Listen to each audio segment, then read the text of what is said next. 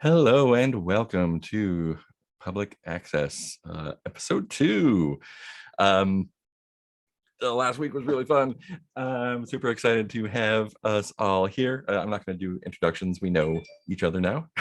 So I looked at the safety tab to make sure nothing has changed. I don't see anything new. So if anything does come up, DM me or throw it up there and we'll get it taken care of.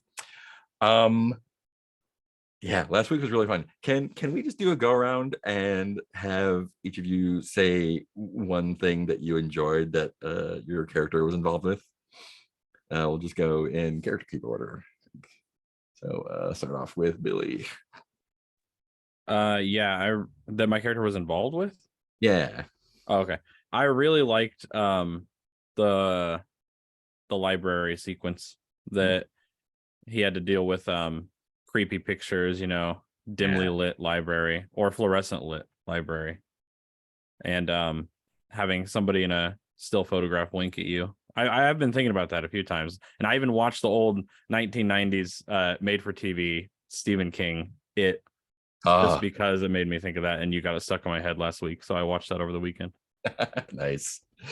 Yeah, that was Michael. She is watching you. Cool. How about Ellie? Ellie and playing Erica Schrader. I really liked that moment that almost didn't go. It was very quiet, just when Parker and Erica went to the bar to get to know Casey a little bit more, where what stood out to me there was just it was this nice kind of quiet moment, but it still had lots of atmosphere, lots of stuff going on that where I felt like we're still in the story here, even though we're off to the side getting chicken wings. And that was really cool. I like that. Nice. How about Rue? I did really like the bar scene with Erica, but I did really like meeting that cop. Oh, yeah. Your description of that was great, and me trying to play off like, oh yeah, there's these hooligans, to try to get him off me, searching for clues. I thought that was pretty fun to role play. Awesome. Yeah, those ransom boys. Cool. Thank you. And Sasha? I really like the scene with Debbie in the realtor office, when she kind of tore me a new one for dredging up all these horrible memories, left me a little bit speechless. Awesome. Yeah, that was so much fun to play. I enjoyed just following the blood trail into the haunted house in the middle of the night. Super good time. Just to review our mysteries, starting off here, we have a mystery. It is we have 4 clues, I believe. It's a difficulty 6. So the clues we have for the house on Escondido Street, we're looking for what happened to the Rappaports, the family that disappeared there 10 years ago. And our clues that have not been explained are gardening tools caked with dirt and blood. That's from the backyard. A family photo that shows a 3rd child, not Elliot or Allison. Scorch marks in the shape of a spiral that were on the floor when I think when Debbie stamped out her cigarette, and signs of forcible entry carefully hidden after the fact. The back again. Cool. And we left off with David. Yeah. So we are still in night phase. David, you went into the house first alone by yourself. I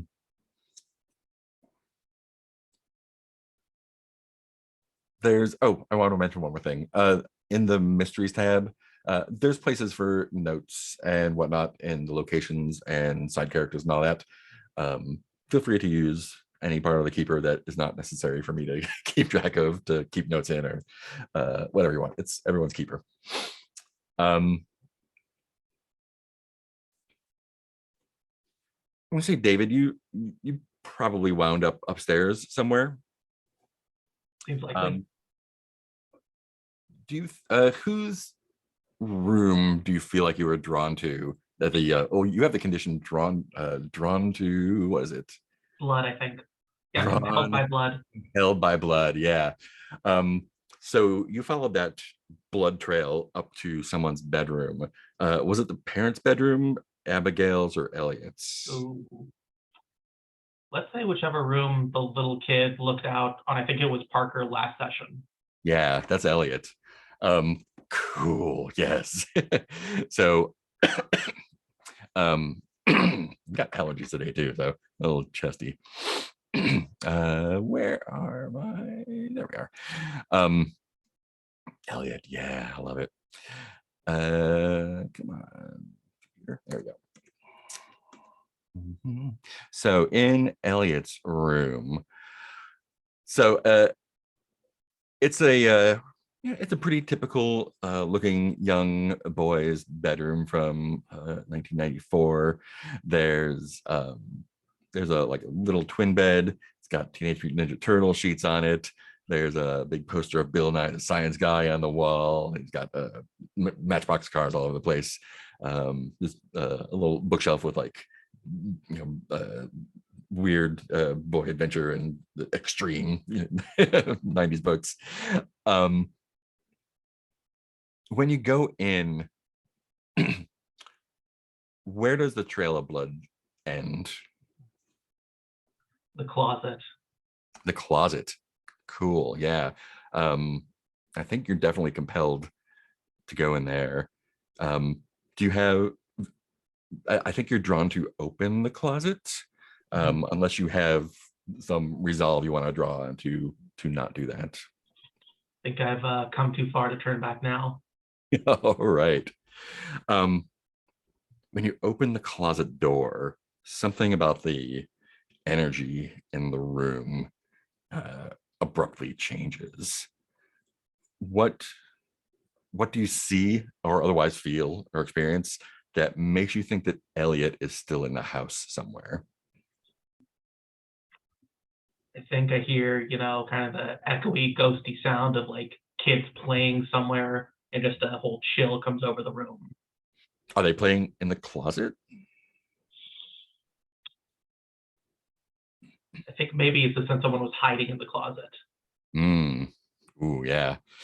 So I guess that my question for you is, what are you afraid to find in the closets? Let me check something quickly. Yeah. I want to say Elliot's body. Ooh, grim. It is even worse than that. You would find Elliot's body, and I think it's it's wearing clothes that you recognize from your childhood. Maybe yours, maybe someone else's. Do you feel like going forward with that? Hell yeah. Awesome. I think this is going to be a sensitivity roll for sure. Do you have a link to the dice roller somewhere? Yes, I do. It's also linked on the safety tab or in the info tab on the listed here as well. Sweet. So you have a -1 in sensitivity.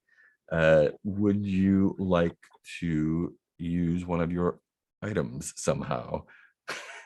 You have a credit card and a coffee cup. It's funner if I fail. Okay, cool. So that is going to be 2 dice -1. Let's see what we get. Rock and roll.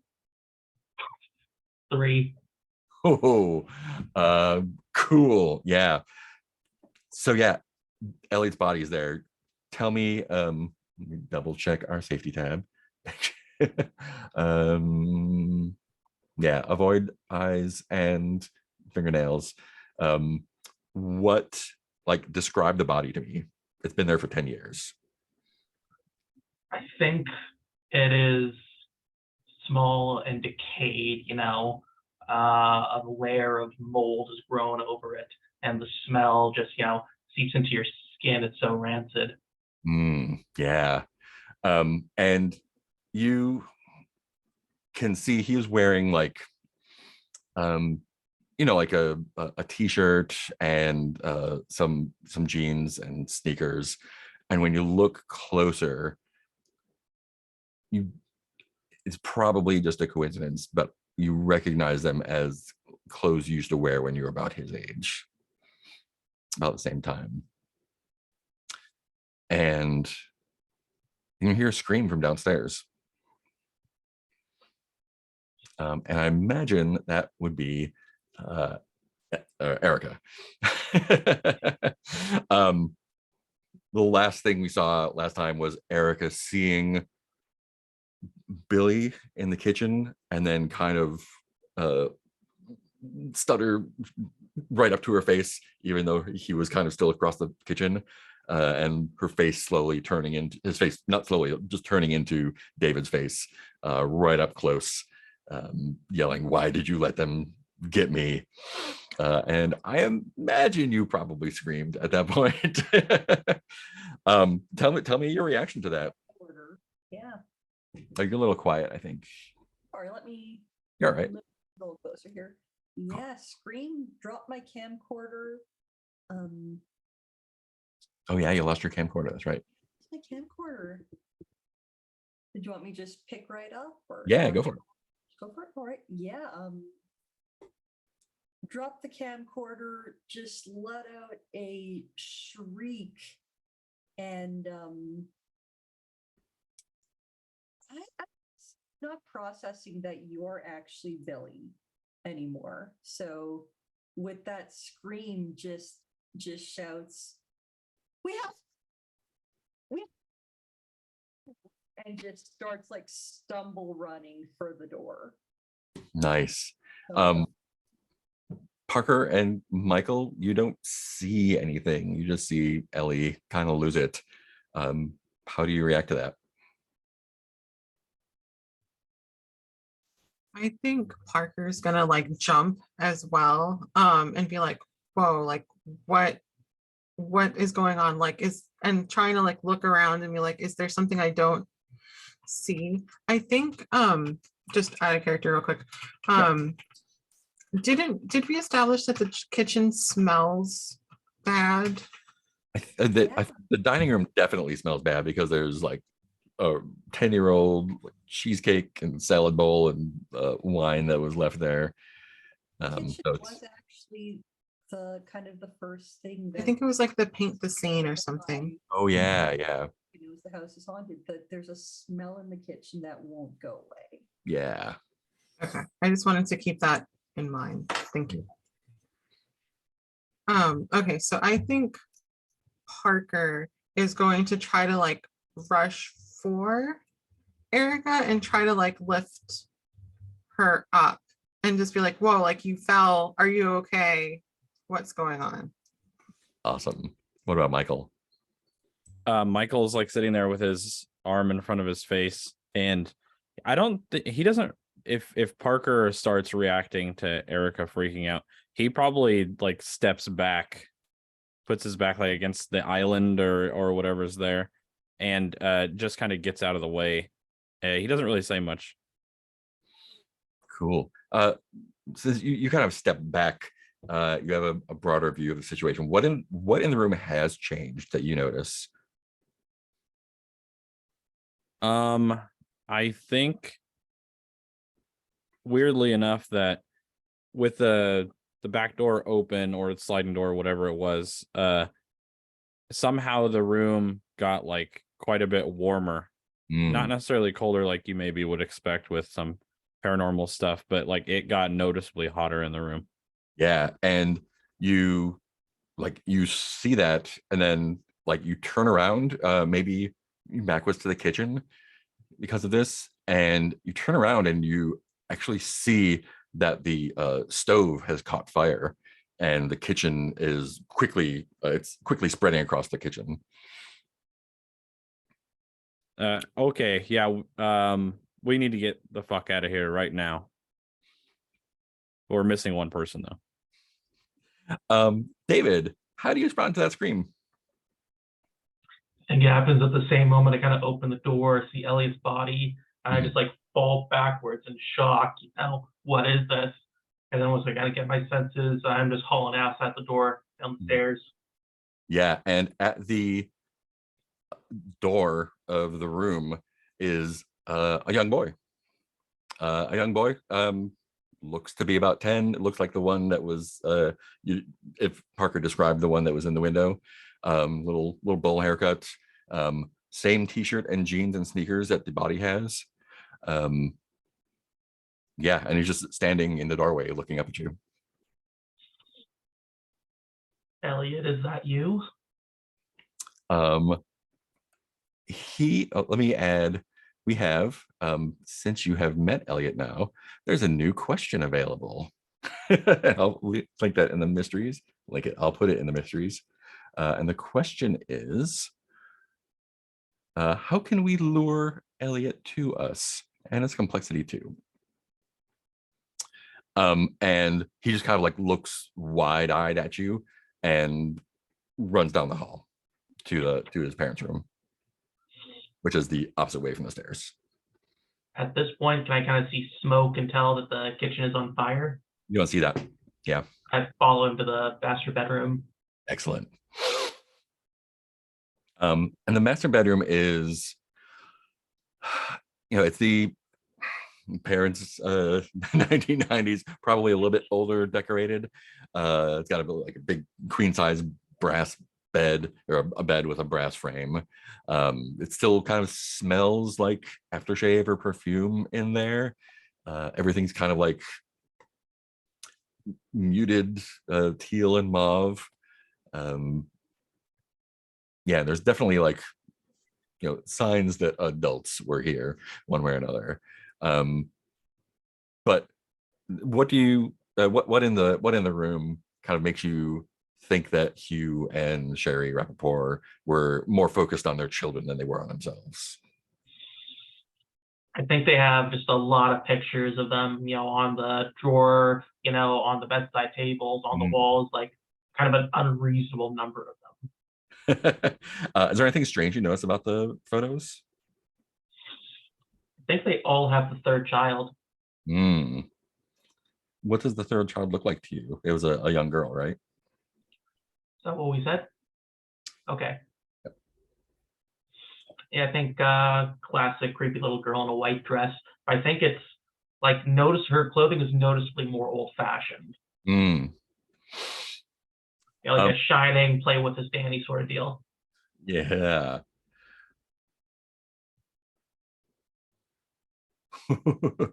Yeah. I'm gonna jump back downstairs. The three of you, Michael, you see the kitchen is on fire. Erica's trying to get out. Parker's helping Erica. I'm also taking pictures for my forum friend. Yeah. So yeah, it turns out when I came in here, the fucking stove turned on and caught the whole house on fire. So make sure I get a couple pictures of that. Yeah, and everyone downstairs sees that. I think Parker's gonna do the unwise thing and try to run into the house calling out for David, because we know that he's somewhere in there, and it's like, oh, there's a fire. All of us need to get out of here. Yeah. So I'm gonna run to the stairs. Excellent. Yes. What are you afraid might happen if the fire, I guess the fire might trap you if you go upstairs? What are you afraid might happen to you, or what might you have to do to get out at that point? I guess Parker would be afraid that somehow David is not going to be, is somewhere that they can't get them. And so it's going to be too late. Yeah. Sorry, we keep putting you in danger. I think it is worse than that. I think once you get into a room looking for him, the house will shut the doors on you. Ooh, okay. What do you feel like this is a roll? I would start with sensitivity, but I'm open to Could be vitality. Vitality might be a good one. Yeah, You're just trying to like not pass out from inhaling smoke and stuff. yeah, I'll take that. Okay. Awesome. So, Uh, would you so- like to use any of your items? We've got. oh, sorry. No, I just rolled. Oh, okay, that's cool. So I have a 0 for vitality, so that is just a 4. It's just a 4. Yeah. What's the first room that you look in? I think Could be the master bedroom if you like. is the door open to the master bedroom? Yep, Do you- all the doors are open. Okay. I think Parker's just gonna run for the first room, not going, just thinking like, oh, like I'm gonna take this in order, not thinking like, oh, I should just keep shouting and maybe he'll respond. So I'm gonna go into like the first room, which I assume is one of the children's. Yeah, that would probably be Room. a room. Mhm. Yeah, and as soon as you get in there, you see the closet door, which is kind of ajar, kind of swings open more. At the same time, the bedroom door slams shut, and yeah, when you try the doorknob, it is locked, and hot, and there's smoke coming out from underneath the doorway. And I think you're going to take the condition of what's the word for smoke inhalation, like lungs full of smoke. Sure. Smoked lungs. Yeah, smoked lungs, delicious. So and I think when that happens, David, the door to the master bedroom slams shut as well. All right. We established last session that I took one of like the bloody shovels with me as a makeshift weapon. Yeah, So yeah. I just want to, go to town on this door, try to break it open. Excellent. Yeah, what are you afraid might happen if you're unable to break the door down? That the fire will intensify and start the path out the hall be blocked. Yeah. I think it's even worse than that. A new fire will start in the bedroom Lovely. from the bed. All right. This is 2. Yeah, this is definitely vitality for sure. All right. 2d6 raw. Yeah. 7. Yeah. Finally. You are able to bash down the door with shovel, if that's what you want to do with. Yep. I'll take any other garden implement if you have a bit better preference. And the door feels like it is, you can tell it's kind of a empty core interior door, not super expensive, but it feels like you're like chopping through like 1.5 inches of oak. It seems like it's a lot stronger than it should be. And you race out into the hallway. You notice the other doors are locked as well. And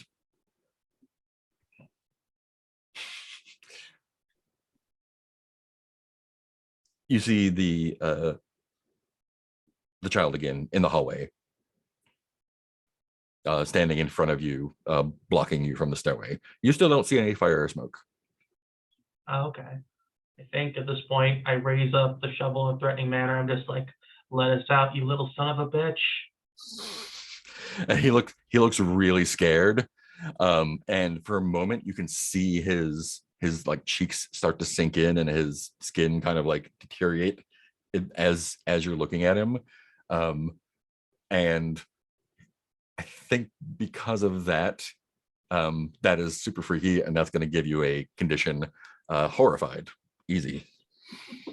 But he runs down the stairs.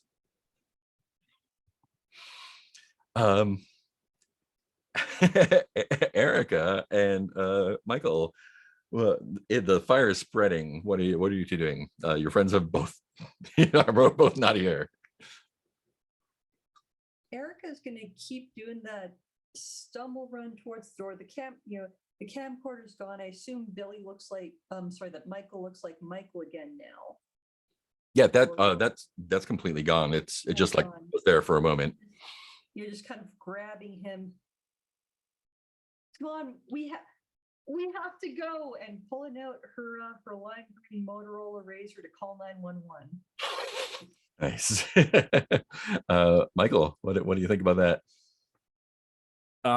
Yeah, he'll like push her out and tell her to call 911 in this house that we broke and entered. And then he'll start yelling for the other two. I don't think he'll is it the kitchen dining room feeds into the living room? Is that what we're looking at here? Yeah, they're both engulfed in flames now.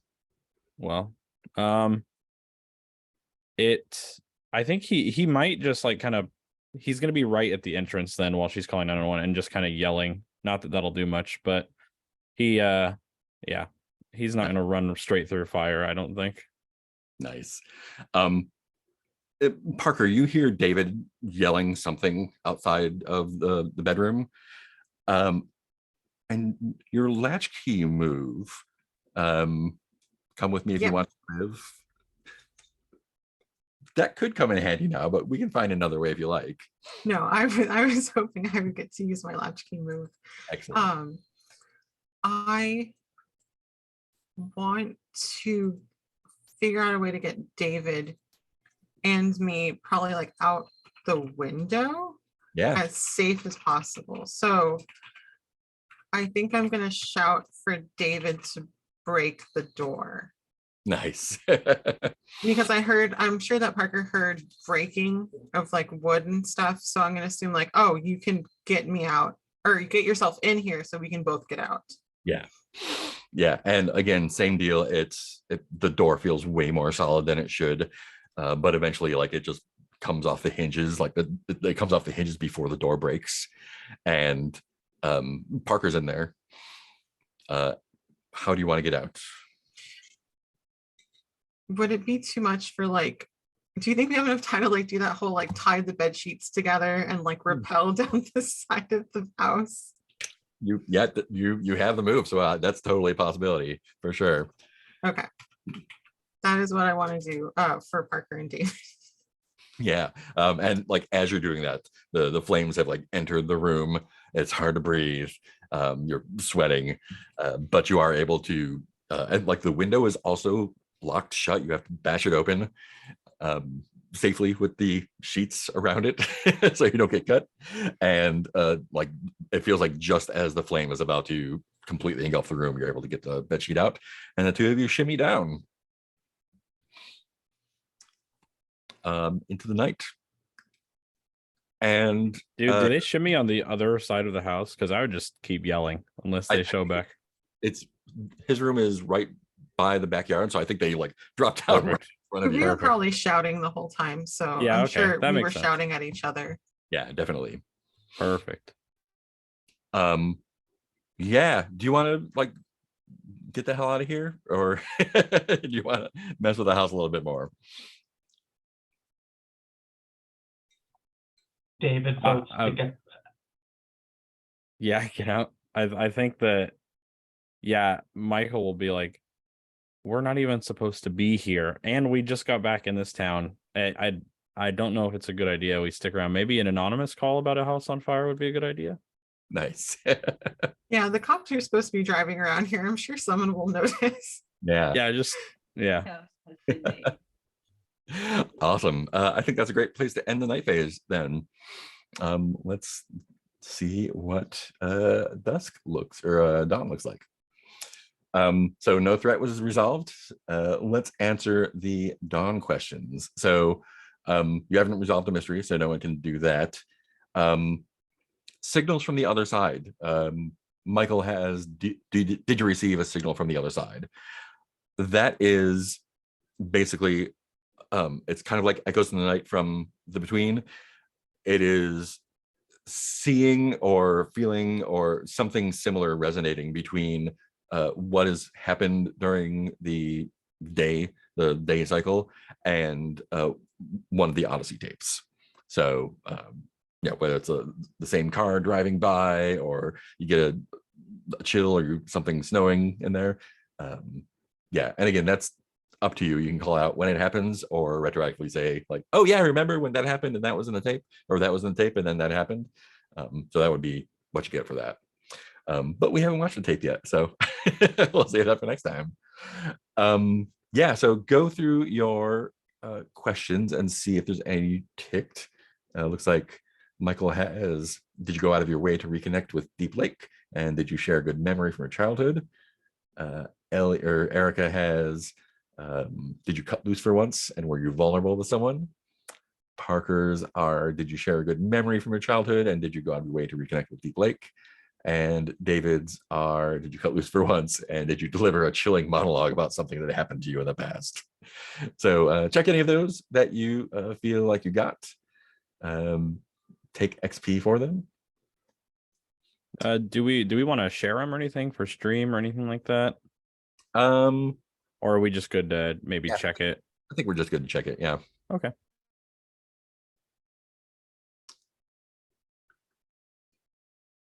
And yeah, after you take XP for that, you can uncheck them, I guess. If you'd like to pick new Dawn questions for the upcoming day and night, you can absolutely do that now. We don't have any moves that were resolved, and I think we don't have any key prompts. So easy peasy, a little bit of XP for everyone, some folks. And we will go to daytime. Cool. So you called in the anonymous tip at night, I assume, and you're back at the clubhouse. What do you feel like you would be doing in the morning? That's open for everyone. Michael is definitely going to get all those pictures scanned and everything for his forum post, so he'll probably be out and about. Is it a film camera or like a really early digital camera? My first thought was it was one of those disposable cameras. Cool. So like he might just like package it and then put the return for the photos to whoever's on the forums for that he's talking to. Cool. What about the rest of y'all? I think David came home, put on a cup of coffee, and just sat in the kitchen the rest of the night, just drinking cup after cup because he was too afraid to go to sleep. Nice.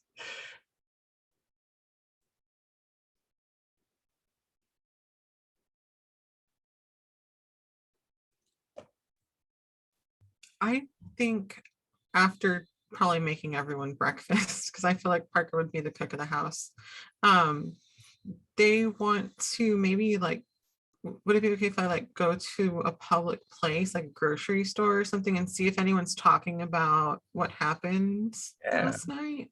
Yeah, definitely. That's a good thread to pull.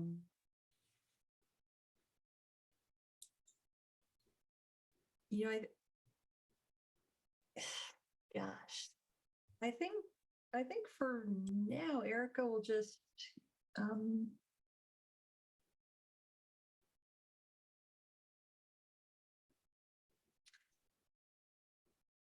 wow, I got nothing. I'm going to, how about I come along with you, Billy, to get your photos developed, and then maybe, you know, while the 1 hour photo developing is doing, we could do the condition clear if you want.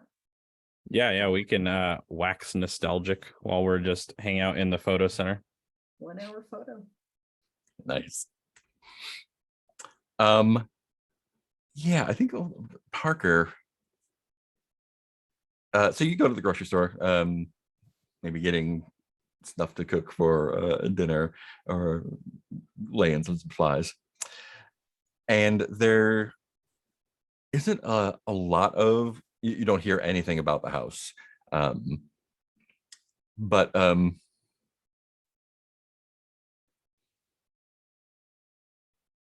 yeah, you do run into a woman that you're not sure if you knew from back then or not. And but she approaches you and says, you're Parker, right? Yep, that's me. Hi, My name's Emily. I work at the camp, um, camp Pine Rock Ridge. I don't know if you remember any of the stuff that happened before. I heard that you and a few other folks were new in town and asking around about things, that weren't. And she's kind of like needs to take a breath and like Yeah. compose a little bit. Do you need some help with something? We've been looking into some stuff. Yeah, I mean, I don't know if you're busy or not, or this is probably sounds stupid. I'm sorry. No, go for it. I don't have anything cold in my cart. We can sit at the, I don't know if there's a cafe or, where they have little tables or something. Yeah, of course there is. There's probably a Starbucks there. Probably not yet. There's a little coffee shop there. And yeah, there's little stools and a thing, and she orders, and she'll get you whatever you want for your trouble. Whatever I want. Like, within reason. And she has, when she turns around, she has she has a vest with the Pine Rock Ridge logo across the back. And you definitely remember hearing something about it, but not quite sure. Emily has like blue and purple dyed hair, like in a ponytail, and she's wearing sunglasses when she approached you, but she's taken them off now that you've sat down for coffee, and you can tell she's been crying a lot, or been getting high a lot. She's in her mid-20s, and she keeps she kind of fills you in. She was around here kind of like you when you were kids, and again moved away, and then came back once she heard that this camp, so this is a camp that was open a while back, Camp Deep Lake. Folks come in to the summer, for the summer, tourists and local folks alike, and they send their kids there. It's a sleepaway camp. It's on the far side of the lake from town. And maybe some of you attended, or not, but as she's bringing all this up, you do kind of remember, and like the memories start flooding back the more she talks. In 1993, a girl named Jessica Stowski disappeared while she had gone out swimming, and did not come back. And as she's talking about this, you're starting to remember things. She was actually the fourth camper who had gone missing in as many years. There was a Johnny Green, Carlos Sanchez, Lizzie Lewis, and like all of them, she was never found. And the camp had to shut down for a while after that fourth incident, partially because her father kind of sued them into oblivion. And now, you recall it was, kind of a urban legend that had gone around, mostly among younger kids who didn't really grasp what had happened. And they've kind of developed a kind of mythology around it. They tell campfire stories about the deep lake lurker, something underneath that pulled her down. And different kids embellish it different ways. Some people say it's like a Loch Ness monster. Some people say that every time it's the previous victim that has to pull the next one down to escape or whatever. And she continues telling you that these kind of urban legends got picked up by folks on the internet that like conspiracies, particularly when it reopened. New management, someone else bought it when it was cheap to buy because of all the stuff, redeveloped it, reopened it, and yeah, and so she moved back, got a job there, and she's been kind of poking around trying to figure out what has been going on. And she, she can't get really far herself. She's an employee there and doesn't want to risk anything. And she just like, she puts her hand like next to yours on a table. And she's like, if you're looking into things that aren't ordinary, this feels really unordinary. She just disappeared. They dredged the lake. They never found anything or anyone. So if you could, I don't know what exactly you do, but if you could look into the disappearance, I'd really appreciate it. And as she's been telling you all these things, like this, like a cold, clammy creep has come over you, because the memories come back that you actually did attend this camp. And as she's talking about the lurker, the deep lake lurker, you realize that that the stories are actually true. There is something in the lake, because you were grabbed by something in that lake when you were a kid. It pulled you under, but you were able to get away. You didn't get a good look at what it was. Why are you still alive? What happened? How did you get away? I would say that when Parker was like 10-ish, I guess that'd be a good age to be at the camp. They weren't a strong swimmer whenever they had first went to camp. Like they didn't go to pools or anything like that. So one of the lifeguards actually took all the kids that weren't very strong swimmers and gave them like the baby step classes, like I think like the tadpole classes or whatever they're called. And so they decided to try to be brave, try to play with some older kids and go as far as they could out into the lake, and got swept by a current that they didn't think was there. I mean, it's a lake, there shouldn't be so much movement. And they could swear that reeds or some seaweed, that doesn't make any sense, it's a lake, pulled them, and they were very near drowning as they got pulled under, until that same lifeguard that had taught the tadpole class, I guess someone had alerted them and was able to rescue Parker. But I would say that they have like maybe even like claw marks or some weird scratches around their ankle where they were pulled down, that seaweed or something wouldn't explain. Cool. Awesome. Yeah, great. So this is a new mystery for you all. It's our new active mystery in addition to the other one. It's called The Deep Lake Lurker. Let me copy paste the intro to it for y'all. So the summary is pretty much the story I just told, only a little bit more concise.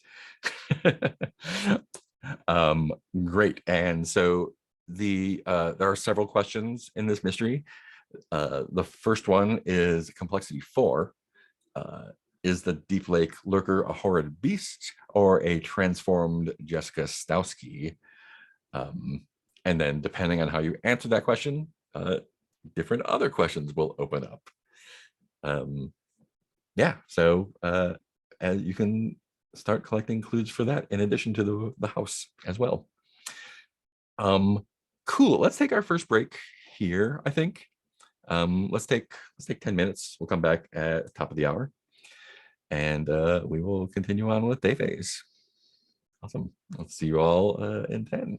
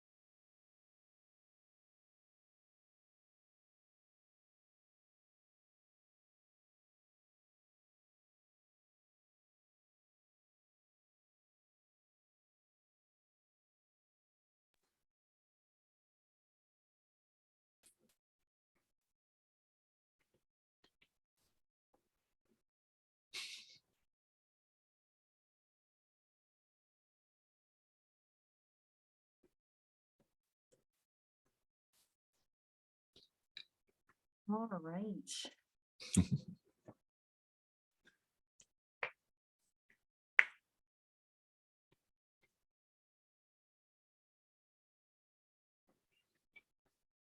Mark, did you see my message in the Zoom chat there? Let me see. Did I see it? Yeah, I'm wondering if I can do a quick change of mind. Oh yeah, Yeah. absolutely. You never know who you'll run into at the convenience store. That is true.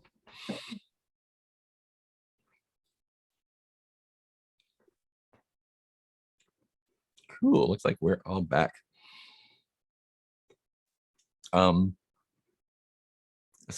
Michael, you have the Truth is Out There latchkey move. And at the beginning of each session, someone's going to leave you something. I'll give you the first one. So you were hanging out, drinking coffee, right? I'm sorry, David. Boys. David's got that one. So David, you were hanging out, drinking coffee. And I think, a little bit after the other folks leave, you're still kind of twired up, and there is a knock on the front door. And when you go to answer it, there's no one there, but there is a kind of shoebox sized package wrapped in brown paper that just says David on it. Looks like someone had left it for you. I look around, try and see if I can catch some glimpse of, whoever dropped it by. Obviously they're gone, so I pick it up, take it back to the kitchen table, and check what's inside.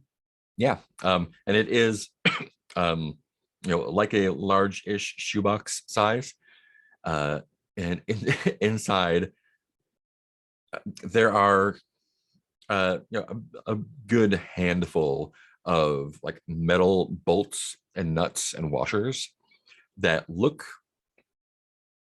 very new, and one or two like foot-long pieces of what look like kind of like structural steel, also very new. These are like you kind of like you heard it jangle around in the box, rattle around as you were taking it. But yeah, that is a floating clue that you have. I'll put that in the appropriate place wherever it is. So this is a clue. It's not attached to any particular mystery, so you can use it on any active mystery or save it for the future. And you may find out who sent it to you later. I'll write that down. One day. One day. One happy day. Nuts and screws. Bolts. Cool. What do you do after that? I would like to see Debbie Rappaport. Excellent. We'll send you off her way. In the meantime,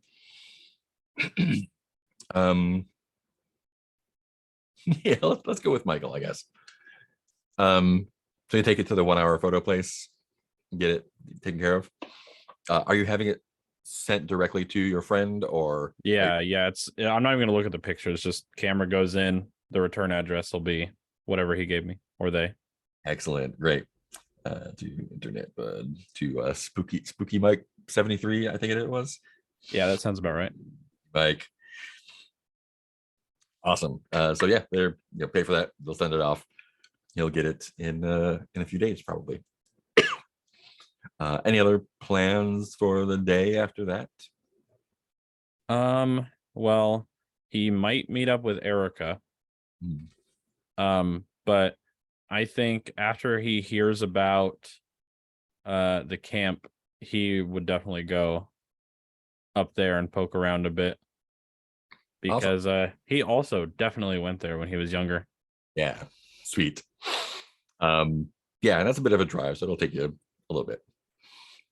So Erica, I didn't write it down because it's in chat. Going to the Circle K. What what would you like to grab at the Circle K? I see you're getting a pen and a notepad. What would you like to grab that you can add to the corner of your house?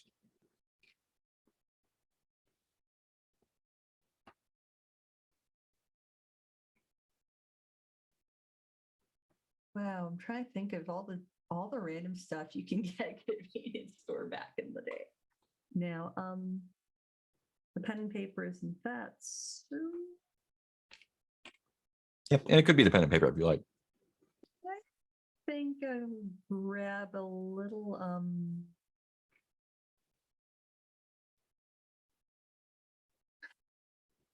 one of the little like camping survival kit things that just has all sorts of random bits and bobs in it.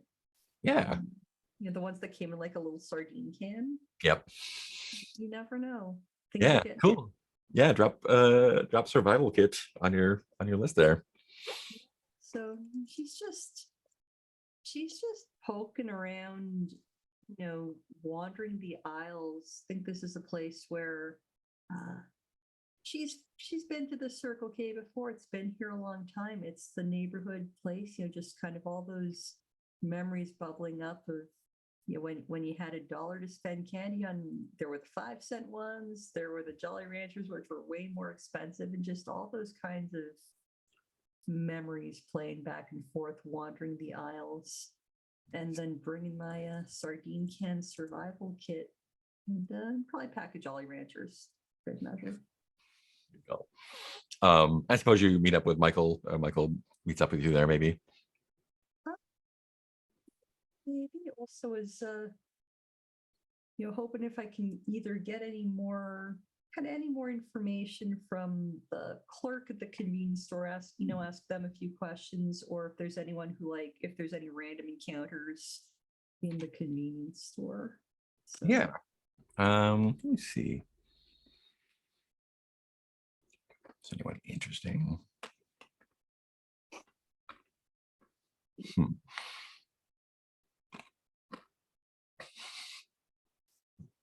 Yeah. There's a couple kids. right. Like three kids. um Kind of horse playing around by the slushy machine. Like have like a little mini food fight. And the as you're checking out, the cashier just kind of looks over at them and shakes his head. So like, there's nothing to be done, right? Kids. Were you ever like that? Sorry, what was that? Were you ever like those? Me, I was a good kid. I studied, went to school, went to college. Look at me. Oh, I look over at the kids horsing around by the slushy machine and say, I used to hang out at this shop a lot. How old is this clerk? Probably still maybe just a little bit older than you, like Fine. late 20s, 30-ish. Yeah, I used to hang out here a lot, you know, just somewhere to go after school, you know. I guess. I mean, I just went home. I thought that's what you're supposed to do. Oh, I hope you didn't cause anyone too much trouble. I can't be the judge of that. Look, you're what school did you go to? Deep Lake High, Oh, like everyone else okay. here. Right, yeah. Hey, do you know a kid named Casey? I'm sorry, what's his last name? Wilcox, I believe. Yeah, Casey Wilcox. Kid named Casey Wilcox. Yeah, I know Casey. He's great. You friends with him? You guys? You know, we're just getting to know each other.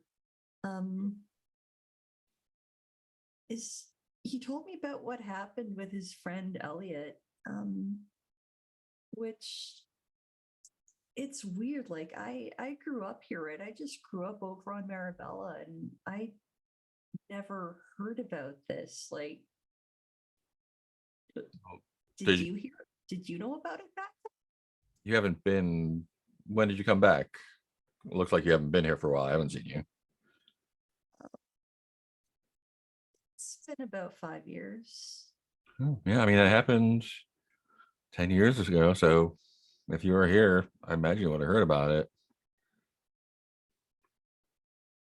I wasn't always up on the local news, but okay.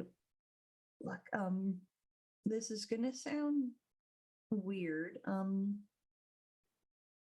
Did you hear anything about a fire last night at the old house? Over on Escondido? Yeah. No. No, I've had any like kind of thumbs at a little like a tiny shitty portable AM FM radio. It's like constantly playing at low level. Like nothing's come across. Did something happen over there? There was They nothing. finally take the house down? I mean, I heard there was a fire there. You saying that there wasn't a fire? That was just all someone playing a sick joke? I guess so. I mean, wishful thinking, right? Right. All right. Well, thanks. I'll see you again soon. And yeah, Erica's gonna leave. Presumably catch up with Billy, but the next goal is to find out if there was in fact a fire or if that was one more thing that she saw that wasn't actually there. Yeah. I think like right before you hit the door, the kids just dash out. And it's probably like clear that they had taken something without paying. And the guy's just like, Jet, son of a bitch.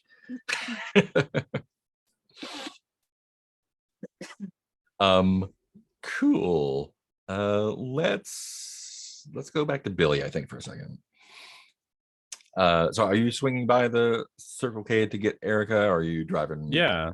by I yourself? could, if she like walked to the Circle K or whatever, then I can come by in my super awesome like late 80s CRX that I have. Nice. And I suppose you other two have kind of done a thing, and so if you want to go with them, absolutely, that is a thing that you can do. If you'd like to do something else, also good. I'm not going to drive out to the camp with Billy because now I need to find out if the fire actually happened or not. But we can Awesome. we can like grab a coffee first, right, before you go out to. Yeah, we can like touch base on stuff. Yeah. Cool. Do you want to have a little conversation, is what I'm hearing? Sure. Yeah. We can Billy's sit got a down. condition to clear. Yeah. Yeah. So we haven't done one of these yet. So this, I assume we're shooting for the nostalgic move. Yeah. And that's for reference, when you have an intimate moment with another latchkey while one of you is waxing nostalgic about one of the things that takes you back, you can each clear an appropriate condition. If you're not the one waxing nostalgic, you will also stumble upon a clue, and then we'll find out what that is. So if you want to hang out having a coffee in the car, where are you? Yeah. We can just kind of be driving around, I think, or we can stop at like a little coffee place. Yeah. The park, let's just stop at the park there. I mean, I used to come here a lot. All right. Yeah, that's perfect. I think he'll just be like, he's probably got his magazine and he's in his, Friday the 13th crew zip Fangoria. up that he's got. Yeah, Fangoria magazine, yeah. And he's like, man, that was crazy last night. Yeah. Look, I'm sorry I freaked out on you. Yeah. Are you okay? Yeah, I'm okay. And it's all right. Crazy shit happened in there. I just, it could have been worse. I calmed myself down after we came back last night. I just popped in, an old movie that I'm into, one of the bunch of them, and that kind of cooled me down a little bit. So I hope you're doing okay. Oh, you brought some movies? What'd you bring with you? Well, the one I watched last night was it's called Halloween. It came out in 1978. It's kind of old. Dude, everyone's heard of Halloween. Oh, okay. Well, some people I really, that's one of my favorites. That, and I really like Friday the 13th, stuff like that. Obviously. Obviously. Out of character, Billy, have you seen the Friday the 13th TV show? Not the TV show. No, Okay, I haven't. cool. I haven't. But now that's on my list. So Yeah. I loved it, but keep going. yeah, I'll have to check that out. That's fun. I didn't even know that existed, actually. Yeah, and I used to, yeah, I grew up over on Marabella down near that, that plaza with the Walmart and the Blockbuster and Mm-hmm. just like a completely random shoe store. Yeah, I know. I think I know what you're talking about. Yeah, I used to go there a lot after school. So Oh, if you can name it, I've probably seen it. nice. I like that. It's sometimes I mention stuff like Halloween or Friday the 13th or any of those other ones. He and then he kind of like, yeah, I probably saw him when I was a little too young. I know a lot of people gave my dad shit for that, but I think that's all right. I don't think I've turned out weird. Do you think I'm weird? Did I turn out weird? You seem pretty cool to me. That's cool that your dad let you watch that stuff. Oh yeah, my dad's the one that got me into the special effects. My dad's one of those guys that would pause the VHS and explain to me that, like, when you watch the first Friday the 13th movie, there's a kill where somebody's hand comes up from the bed and an arrowhead comes through Kevin Bacon's neck, and he said, "Yeah, that hand is the special effects supervisor's hand." It's really funny.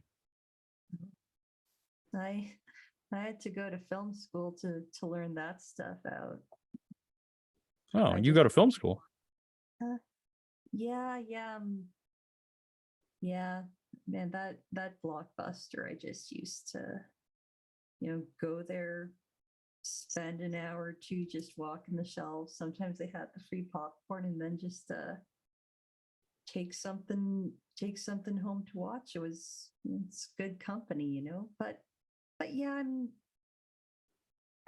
at film school now, second year at Berkeley. I know it's cool, right? Oh yeah. Well, if you ever need anybody to do your makeup effects, I know a guy that's pretty good at that stuff. The guy being It's you. me. Yeah, Yeah. it's me. That's the guy I'm talking about. Yeah, no, Sorry. yeah, that would be really cool. I mean, so yeah, what got you back? What got you to come back? I mean, besides Casey sending out feelers. I just have a lot of kind of good stuff from here that I can, like, the camp was a really good time for me. I know it sounds funny considering I just touched on Friday the 13th being like a big thing, but it was such a good time. And this is where I really got into all the stuff that stayed with me, like the horror movies and stuff. I remember here in town when we still lived here, that's when I got to watch all that stuff with my dad. And my mom would be working really late. So me and my dad would sit down and watch movies that I shouldn't have been watching. And it was just good stuff. So, one, because of TV Odyssey, and two, because I just miss this place, I think, in general. Miss this place? Yeah, I think I might be the only one that's ever said that, but Yeah. I think I miss this place. Or a part of me does, or did. So where'd you go? I went down to California for a while. That's kind of where my family took us, and I just kind of stuck around there while I was in school.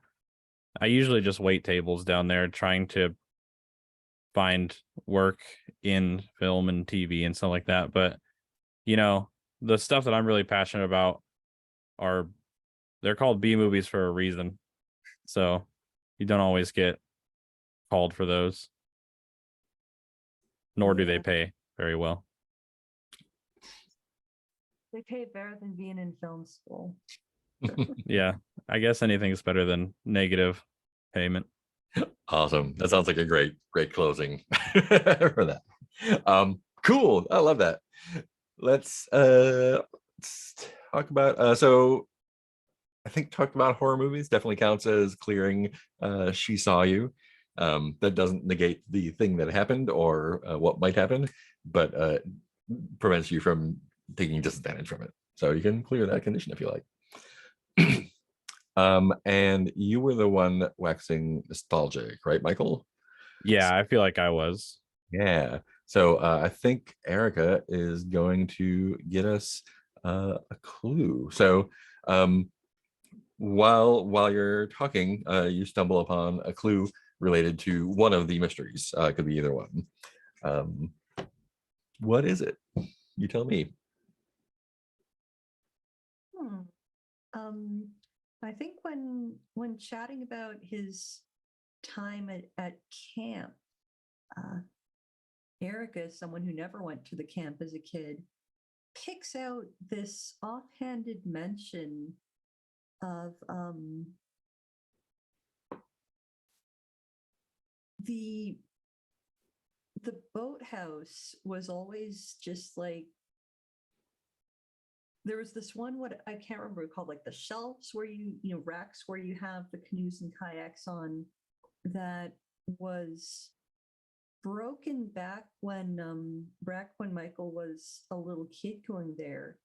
And for some reason, even though the camp, was well off, they just never repaired it.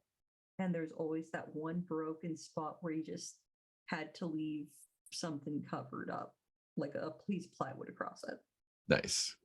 So I'll put down a broken canoe and kayak rack.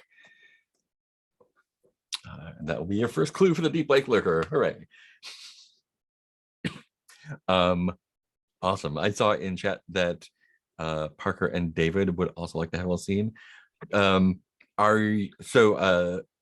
Michael is still planning on going up to camp, right?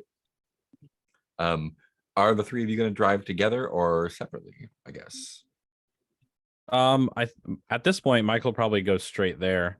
Okay. And his CRX does only have 2 seats unless somebody wants to sit in the back. Having 2 cars is fine. It's the early 2000s. There's nothing wrong with that.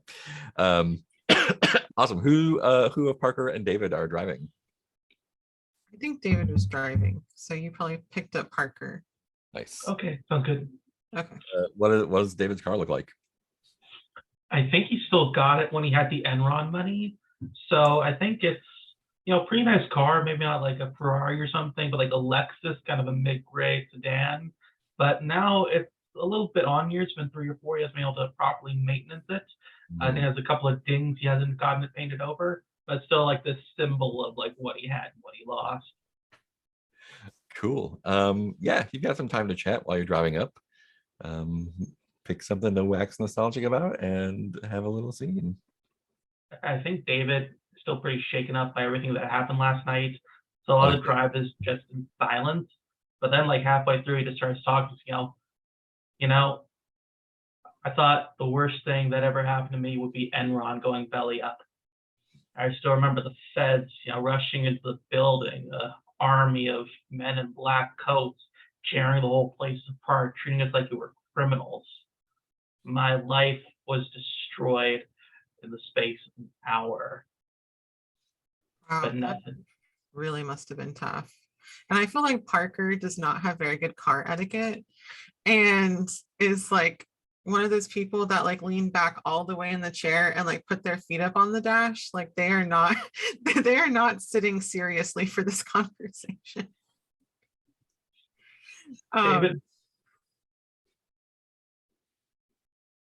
David definitely is like eyeing the feet on his dashboard annoyedly, but he's still like kind of in the space where he's just like, until last night, I never thought I would feel worse than that day. And now all I can think about is that little bastard staring up at me with those beady black eyes.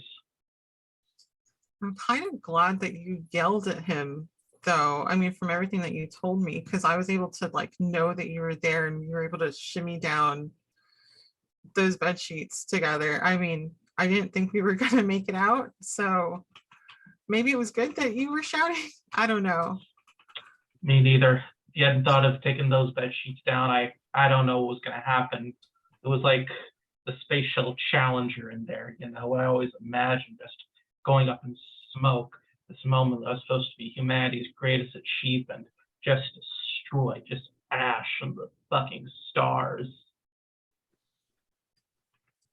How do you come back from that, Parker? How do you come back from the Challenger? I have no idea. Would you call this our challenger? Like well, this is what we came here for, you know, to figure out this truth, and it is up in smoke. Well, it's only a challenger if we fail the challenge. We just need to keep going. We need to go from being the challenger to being the champion. Yeah, I think we could do it. And Parker like holds their hand out for like a fist bump. David awkwardly returns it because I don't think he's done that before. And I think now he's feeling a bit more comfortable with you, a little bit less horrified. So he's like, "Can you please get your feet off my dashboard now?" Oh yeah, sorry. And then they A little bit rude. proceed to sit very queerly and try to cross their legs under them as they sit, and they're like, "There, this is more comfortable." Awesome. That sounds great. Which conditions do you feel like you've cleared here? Do we both get to clear a condition, or is it just one? Yeah, you each get the clear condition. I think unsettle. I think Parker's feeling a little bit more grounded, having talked about what happened. So can I get unsettled off? Yeah, absolutely. Okay. I think I'm less horrified than I was before. Except by the feet. Yeah. Excellent. Still compelled by blood. And sounds like Parker is going to be the one who notices a clue or stumbles upon it somehow. What is it going to be?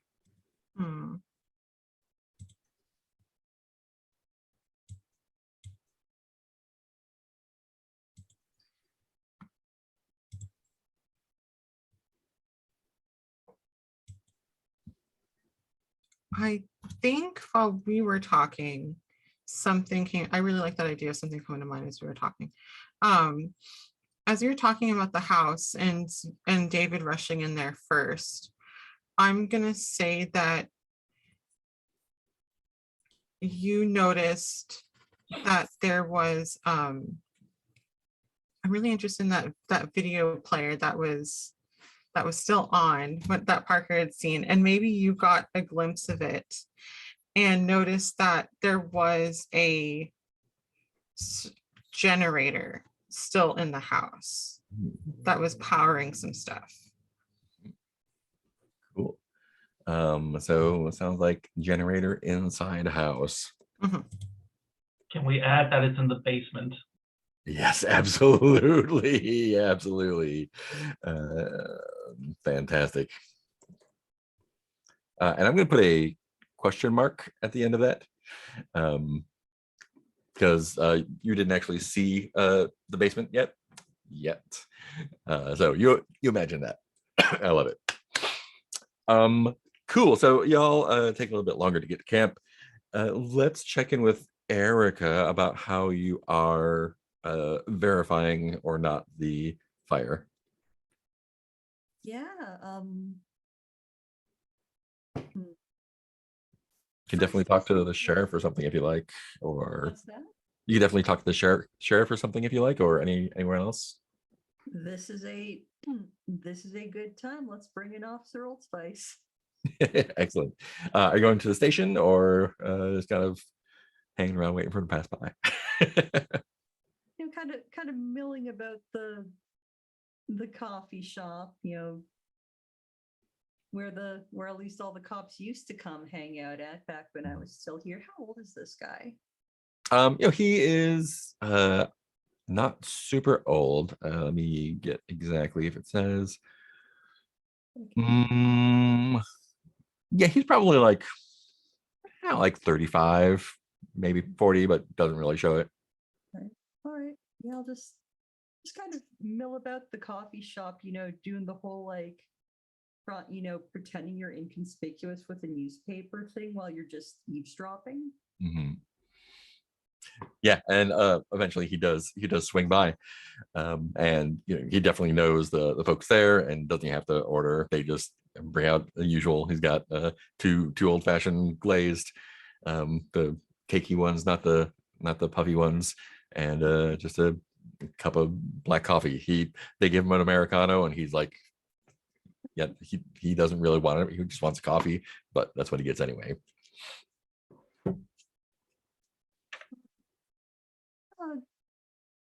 Kind of flip the paper, just bend the paper down a little, peek. Oh, if you don't want your Americano, I'll finish it. No, I need this. Out of game. Was it you or Parker that he met on the porch? It was Parker that he met on the porch. Cool. Nope, I like it just fine. Caffeine one way or the other, right? Yeah. Oh, you must be the new sheriff. New. You must be new in town, but yes, I am the most recent sheriff. Yeah. No, I grew up here. I've just been gone for a bit. Yeah. Hi.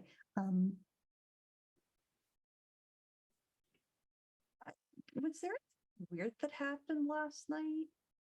Erica's not good at subterfuge. Yeah.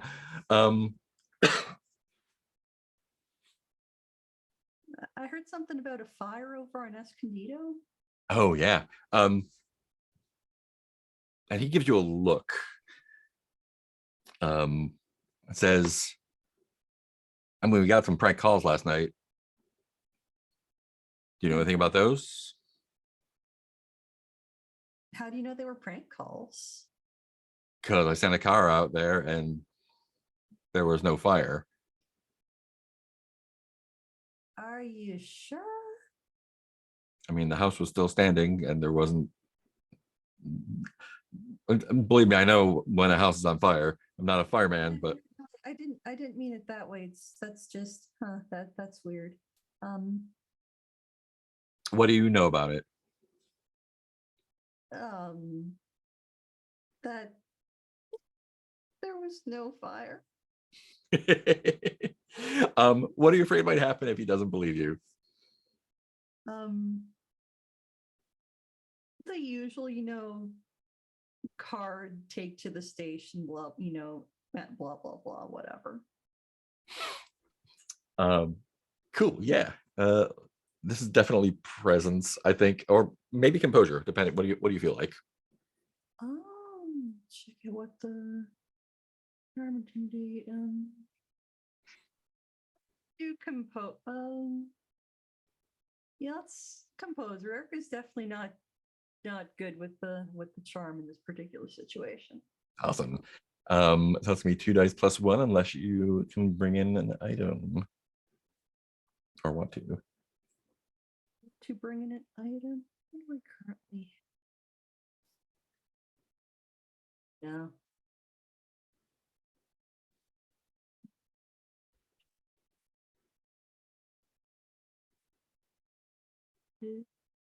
There's no dice in your roll. Oh my goodness.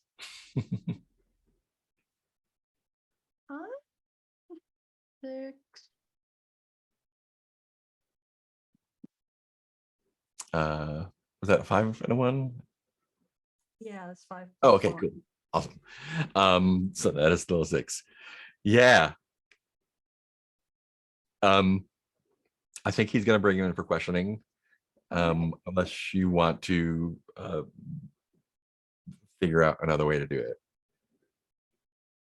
No, let's roll with it. Every intrepid, plucky young person with a camcorder gets arrested at some point. Yeah. Yeah. So he says, what was your name again? Erica Schrader. Eric Schroeder. And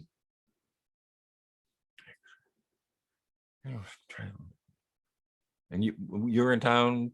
Yeah, I was. Look, Erica, no one outside my guys knew about that so-called fire last night. Is there anything you want to tell me? Or, we can go, downtown. We can go to the station and we can talk there if you like.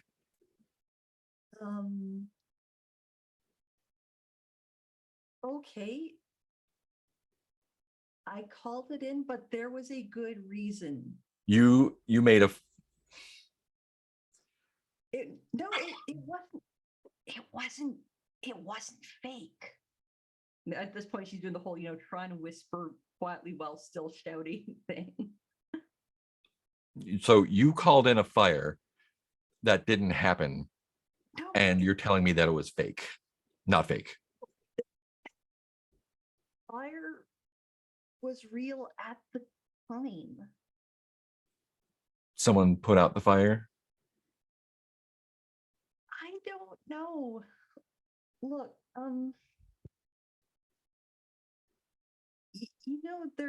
the house and the disappearances and Elliot and Casey Wilcox.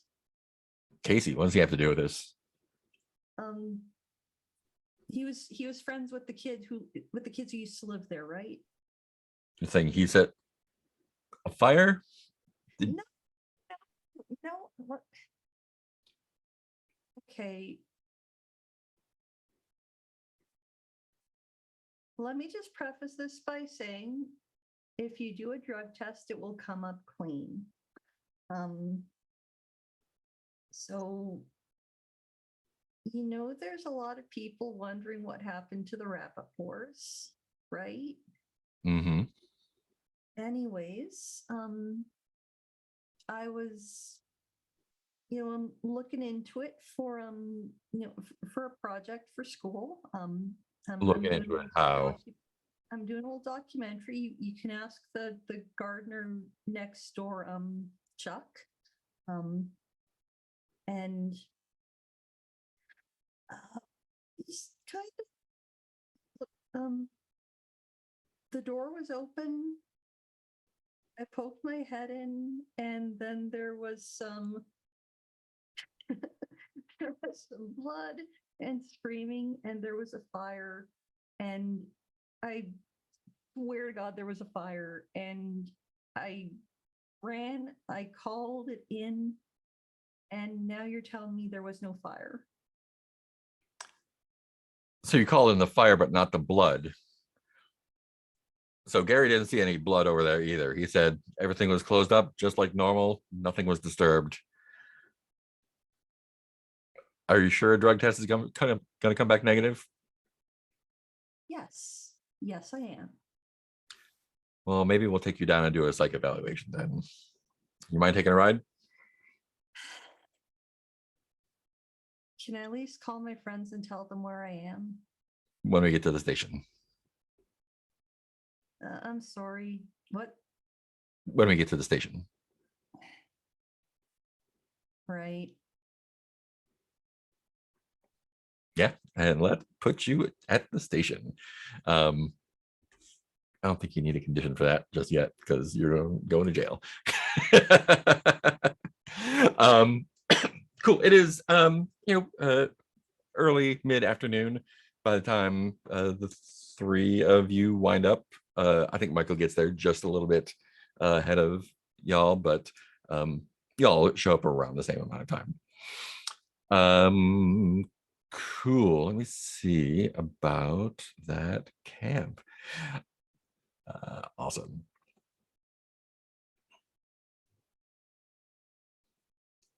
Cool.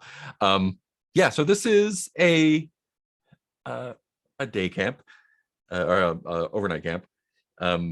What day of the week do y'all figure it is?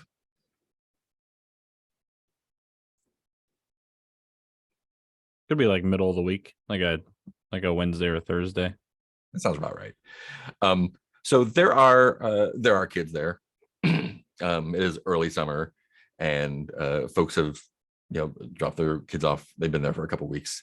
So you see folks running around. There's some cabins. There's like a big main hall. There is that boathouse, and there's the lake. It's got a little beach. It's got a little pier going out onto it. And yeah, I think when you pull up, there's like the dirt parking area. It's kind of full, but not super full. And yeah, and you see someone walking towards you, just wearing swim trunks. bright red swim trunks. A man. What would you like to do?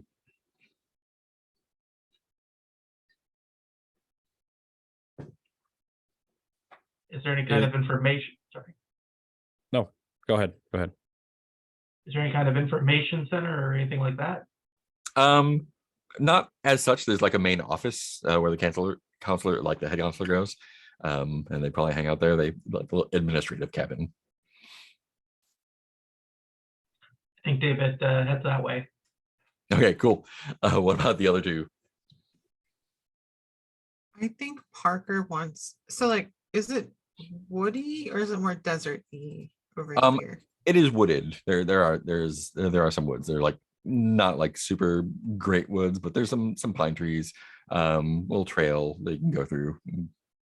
Okay, I think Parker is gonna try walking along some of the trails. Cool. Yeah, Michael's going to wander down towards the lake. Look Cool. around.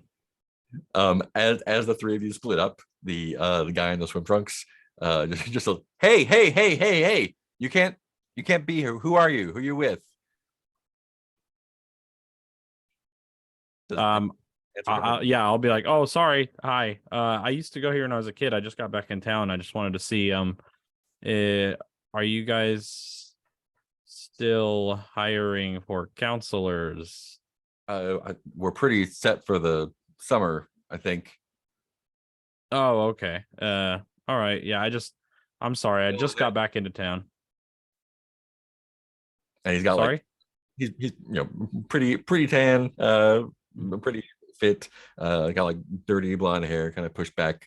Yeah, and not maybe a little bit younger than you. Okay. Has a little lifeguard whistle around his neck. He's like, yeah, I don't know. Did you talk to anyone at the front office or call ahead or? Oh no, my friend there, he's going to the front office. I was just gonna hang out around here until he got back out. And what about the other one heading to the woods?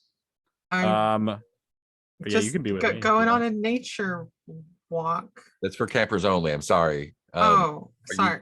You Sorry. know one of the kids here or parents? Yeah, my kid brother is here. And his name is Jason Jason. McMillan. Oh, we've got two Jasons. What does he look like? He's about yay high, brown hair, always running around, kid stuff. All right. Come with me to the front office. Well, I'll see if he's on the roster.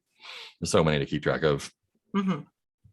All right, listen here, buddy. Listen here, all right? We don't have to take orders from you. Put us in touch with someone who wears a damn shirt during work hours. Is this another brother? I'm Yeah, sorry. we're all brothers.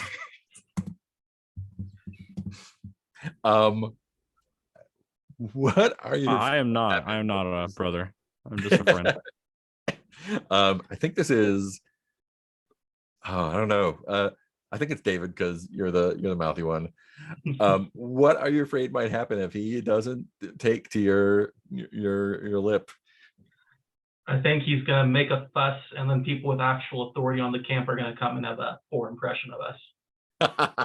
Awesome. This is definitely presence for sure. Do you want to use an item or just want to go ahead and roll straight? It's more fun to see what happens if I roll straight. Okay, go for it. Presence is +1 for us all, right? Presence for Oh, you. 0, 0. 0. Yeah. All right. Let's see how this goes. Hey, it's a 10. Finally. Amazing. First 10 of the night. I just want to go, listen, I understand in this post 9/11 era, there's a lot of hysteria, a lot of paranoia, a lot of distrust among neighbors, but this is America, the land of the free, and we're just some honest people who want to go to the woods where we enjoyed our summer days and just, reconnect with better times prior to the end of history. Look, can you at least sign in at the front desk? I'm going to get, maybe not me. There's going to be trouble if there's, unaccompanied adults running around. It's less of a terrorist thing and more of a parents not wanting their kids abducted thing. You seem, you're driving a Lexus, right? So how bad can you Japanese automobile. You have to work hard to get an automobile like that, son. Yeah, I'm working on it. That's good. That's good. Listen, got- I don't want to get you in trouble, so Yeah. I won't mention this to the management, but watch yourself. Watch myself. Okay. Well, watch yourself if you go in the lake, or I'll be watching you, I guess. Yeah, all right. Just don't get anyone in trouble, man. We don't need that here. I go, all right, sweet, and I offer him props after receiving the first one from Parker an hour ago. Nice. I love that so much. Cool. So he is going back to the lake after that little disturbance. Parker, you still going to the woods, the trail? Yeah. And I totally forgot where everyone else is going. Michael's going down towards the water. I'll go to the office to sign us all in and Nice. lodge a formal complaint. Amazing. Let's go. Let's go to the trails first. How about that? Yeah. So you had been here before as a kid, and there's hiking trails. The most well-traveled one is called Blue Marsh Loop. There's little wooden markers every quarter mile along it. Folks have, there's not every tree, but many trees along the path have initials carved in them and all that. And it's actually right up against the water. It's kind of like there's the trail and then maybe some some of the chunky rock, kind of like dark quarry rock, the water kind of lapping up against those. And yeah, so it's not abandoned during the day, and there are kids 10, 11, 12, 13, 14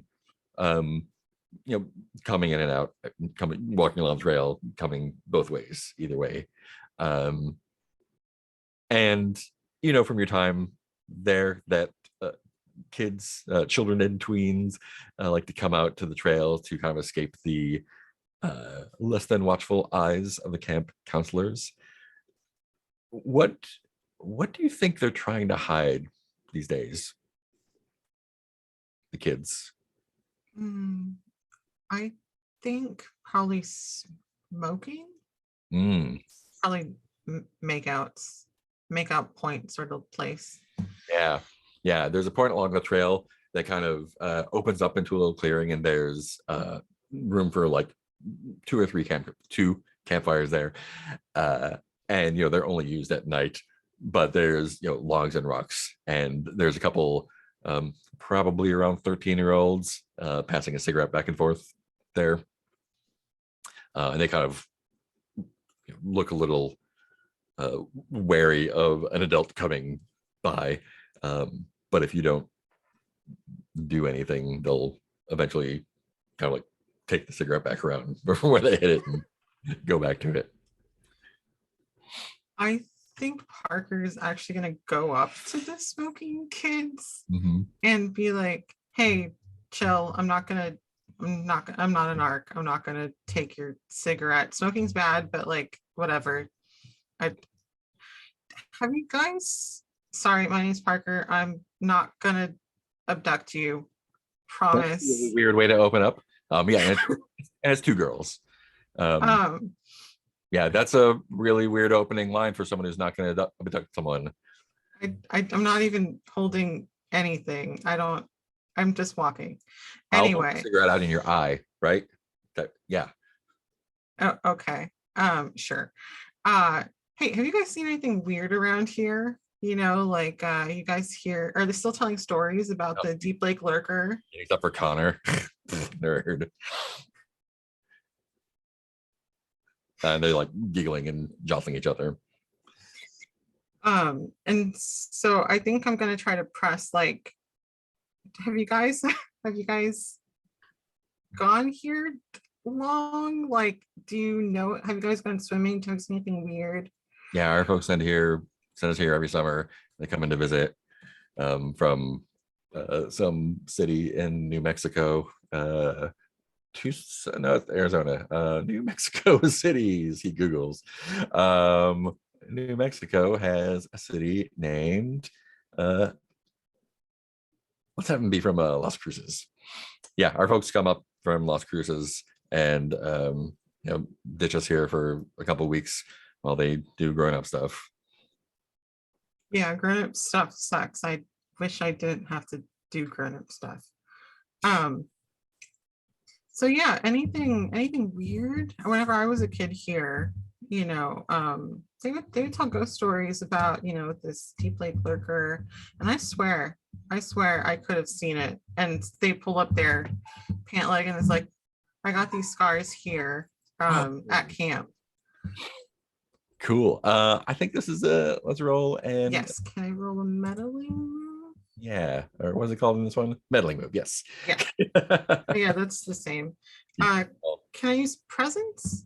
Yeah, absolutely. That sounds perfect. For sure. 6 + 1, 7. Cool. 7, we'll do it.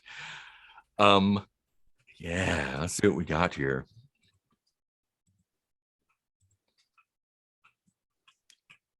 Oh yeah, let's do this. I think the one of the girls is quieter than the other, and her friend, like when you mention it, her eyes get real wide, and she's like, show him, and yeah, the girl, she has kind of like braids, butterfly like barrettes, a little stripy shirt, and a little camp jacket. It's like, yeah,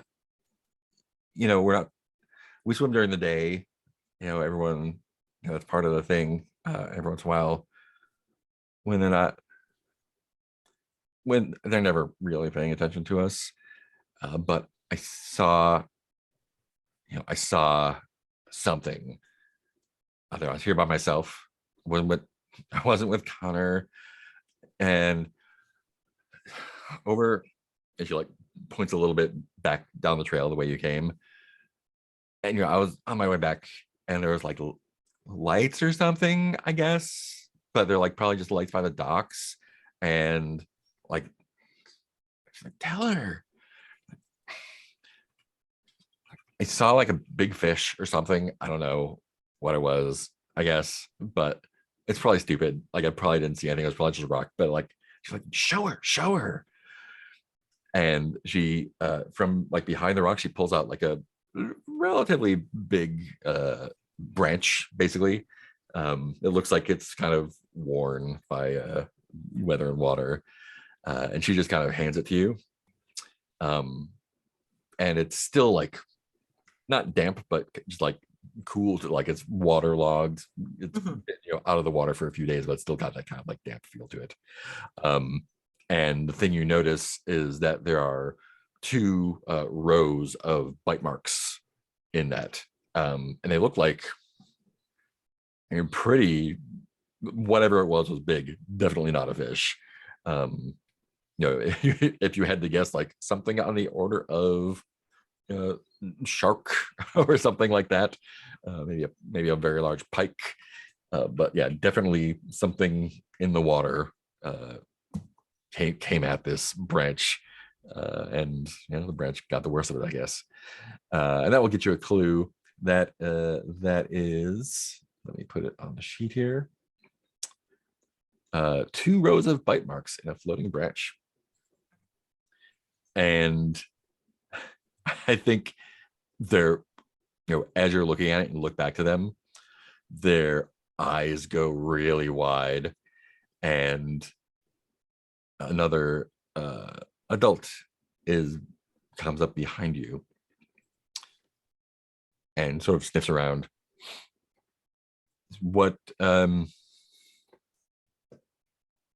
What's going on, sir? Is it sir? Yeah, it's sir. Correct.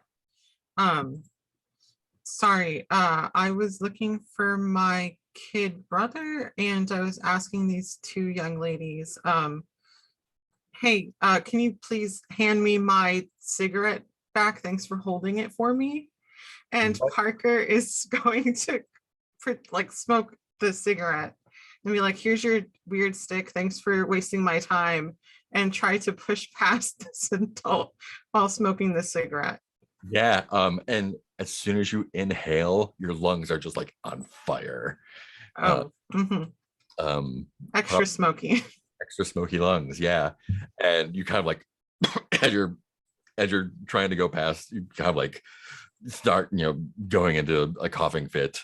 And this is, clearly a counselor, has a little jacket, and he's going to help you.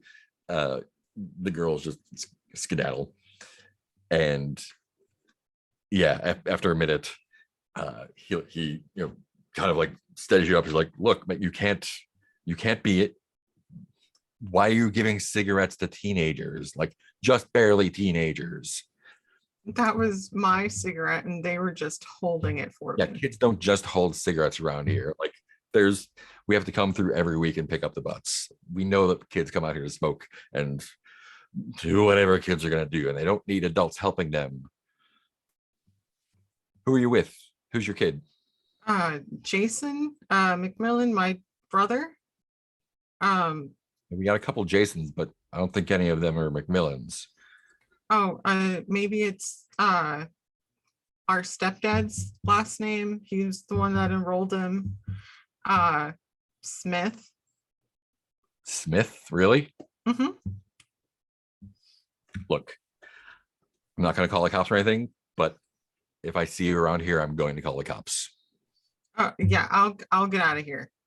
Yeah, back that way. Back that way. You can watch me go. I'll follow you out. Okay. Done. Parker's gonna walk back down the trail to the office-y area. And he does exactly that. While this is all going on, the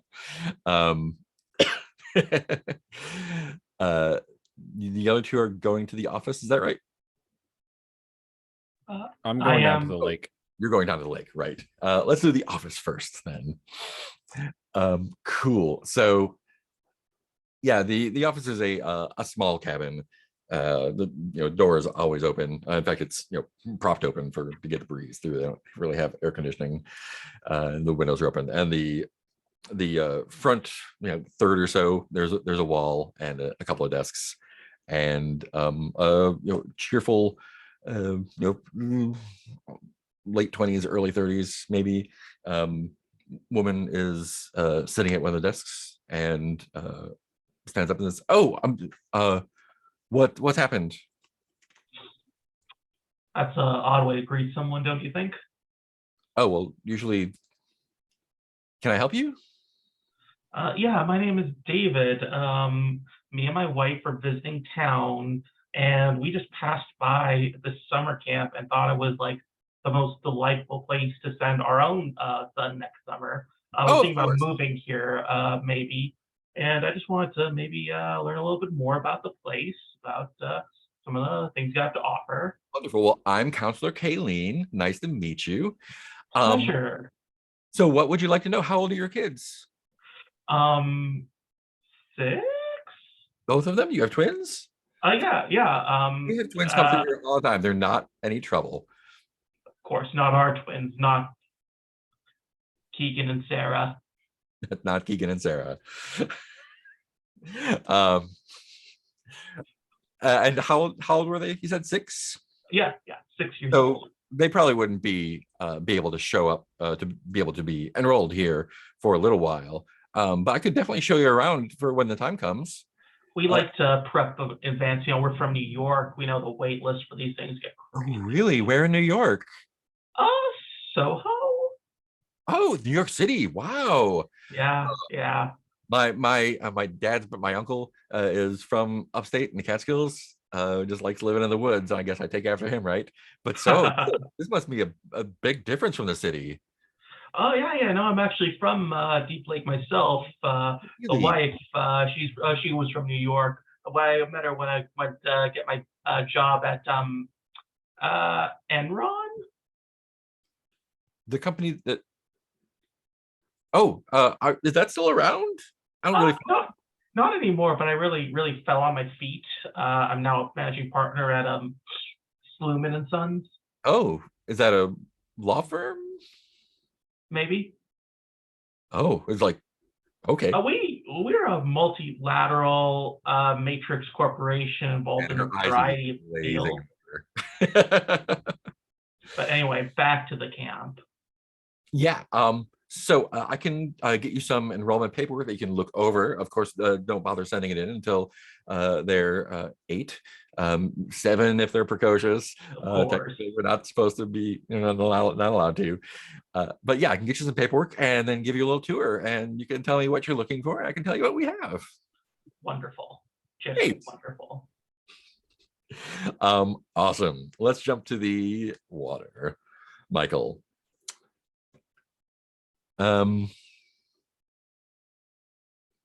Yeah, there's I think the did you go to this camp or not?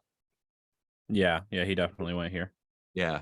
I think your favorite part of the beach area, a lot of it is, it's a lake, and so it's kind of like there are some little sandy areas here and there, but the forest around is kind of encroached a lot, and it's mostly kind of how the edge of water is, not swampy but muddy, I guess. But the main beach that all the kids like, they do all their water stuff from, they call it Black Rock Beach, and they actually had white sand imported from the coast, from Florida, and like laid out a nice little white beach, and there are big black rocks, that's the name, up against the water. They're, you remember them being kind of slick, but maybe you were just a kid. There's a like the swimming area that's kind of like cordoned off with like the buoys and some like blue and white rope between them. Since you went here before, what is your best or worst memory of swimming here when you were a kid? I think that he was relatively popular for the first time ever going here. And, he got to see all these cool movies and stuff like that. So he'd tell everybody about these movies they weren't allowed to watch. And of course, the whole lake and camp. So he would drop all his Friday the 13th knowledge and stuff. So I think he's got a good memory, just like hanging out around the water, and he thinks about movies all the time. So, creepy stuff like that is his enjoyment. So what was your best memory or worst memory actually swimming in the water here? Probably like playing like some sport in the water that you know how kids make up like random stuff if they're missing certain equipment. So they Mm, probably just like threw a volleyball at each other and then tried to dodge it by going underwater and stuff like that. it's water dodgeball. Yeah. Um, awesome. So what would you like to do here?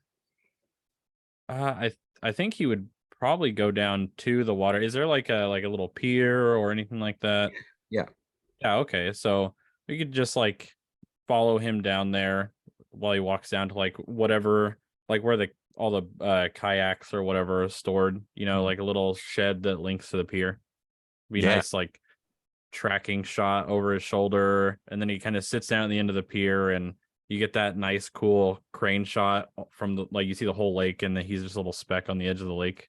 He's just Mm. kind of like glancing around. I think he's really taking things in right now, but he will go back and look at inside if he can just get inside the uh the shed and stuff. He'll probably take a gander in there. Do you dangle your feet in the water while you're sitting on the pier? Yeah. Oh yeah, I do. Great. Um, I'm going to give you a condition. And don't read too much into this, but the condition is the next victim. Yeah, that might have been what I was going for. Something like that. Yeah, so just throw that in your conditions. Yeah, and it's pleasant and placid. You can hear kids like yelling and screaming and running around like they do. But you have like a little nice moment there.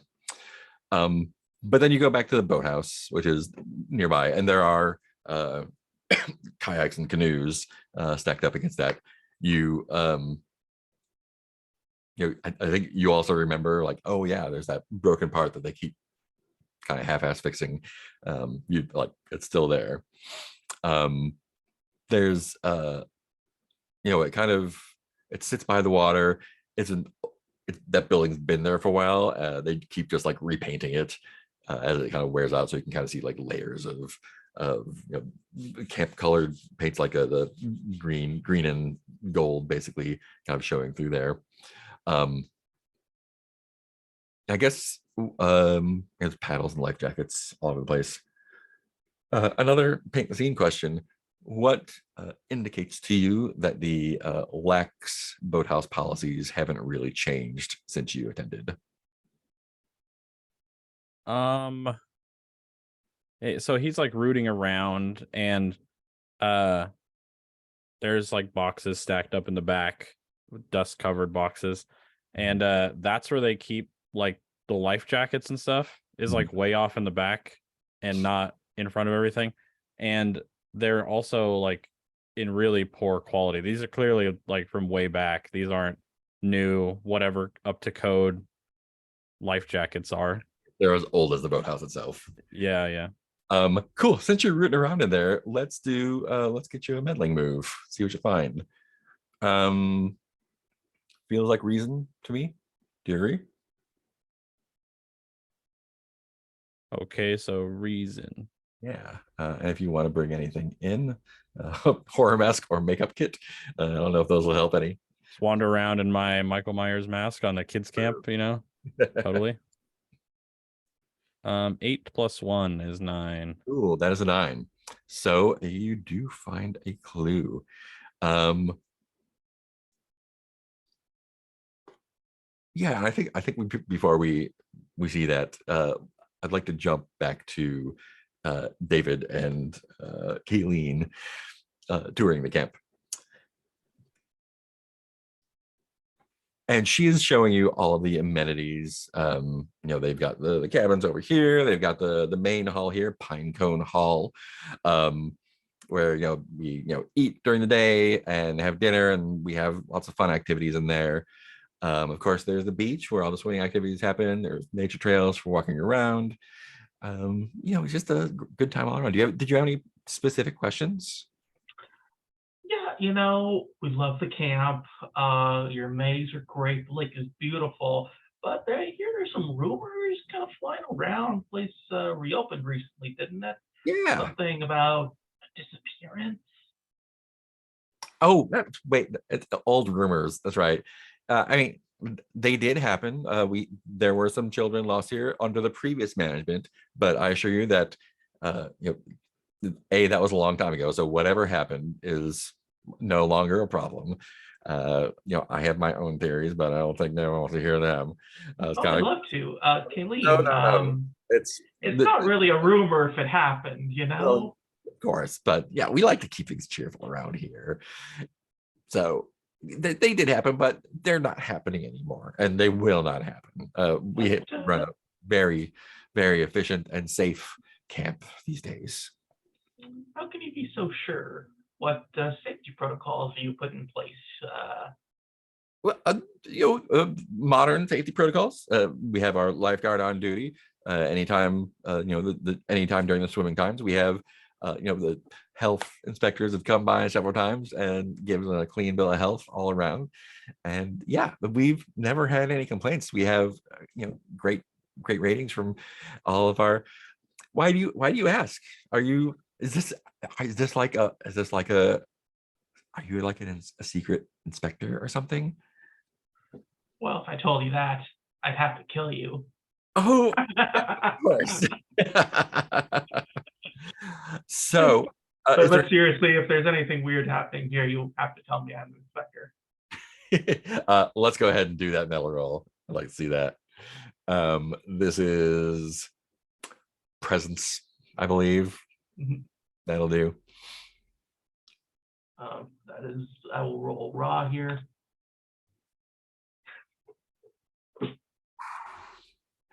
Yes, a 12. Great. I forget, do we have special things on a 12 here? In this one? Yes, we do. Ooh, yeah.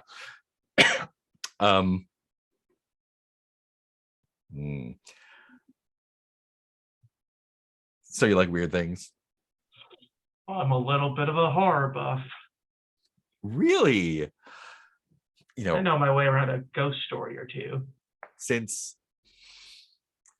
we're kind of cut from the same cloth, and she's like motioning you, like kind of leading you back like towards the cabins.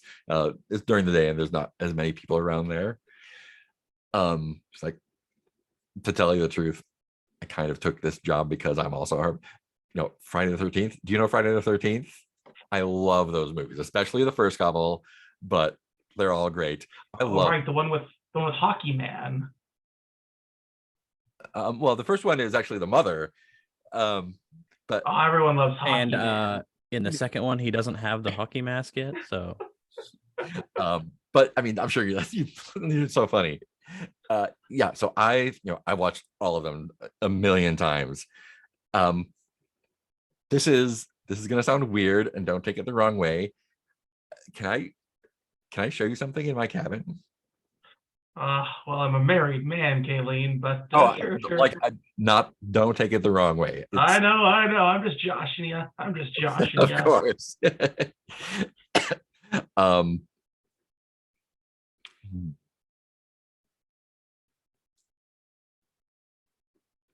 Oh yeah. And she takes you, and it's a shared cabin. There's 3 other counselors that hang out in there, live there during the weeks. And she there's like a trunk, like a big cedar trunk at the base of her bed there. And she's like, come over here, and like pats the side of the bed to sit down. And she rummages underneath everything, and she pulls out a videotape. Do I recognize the cover? You do recognize the cover.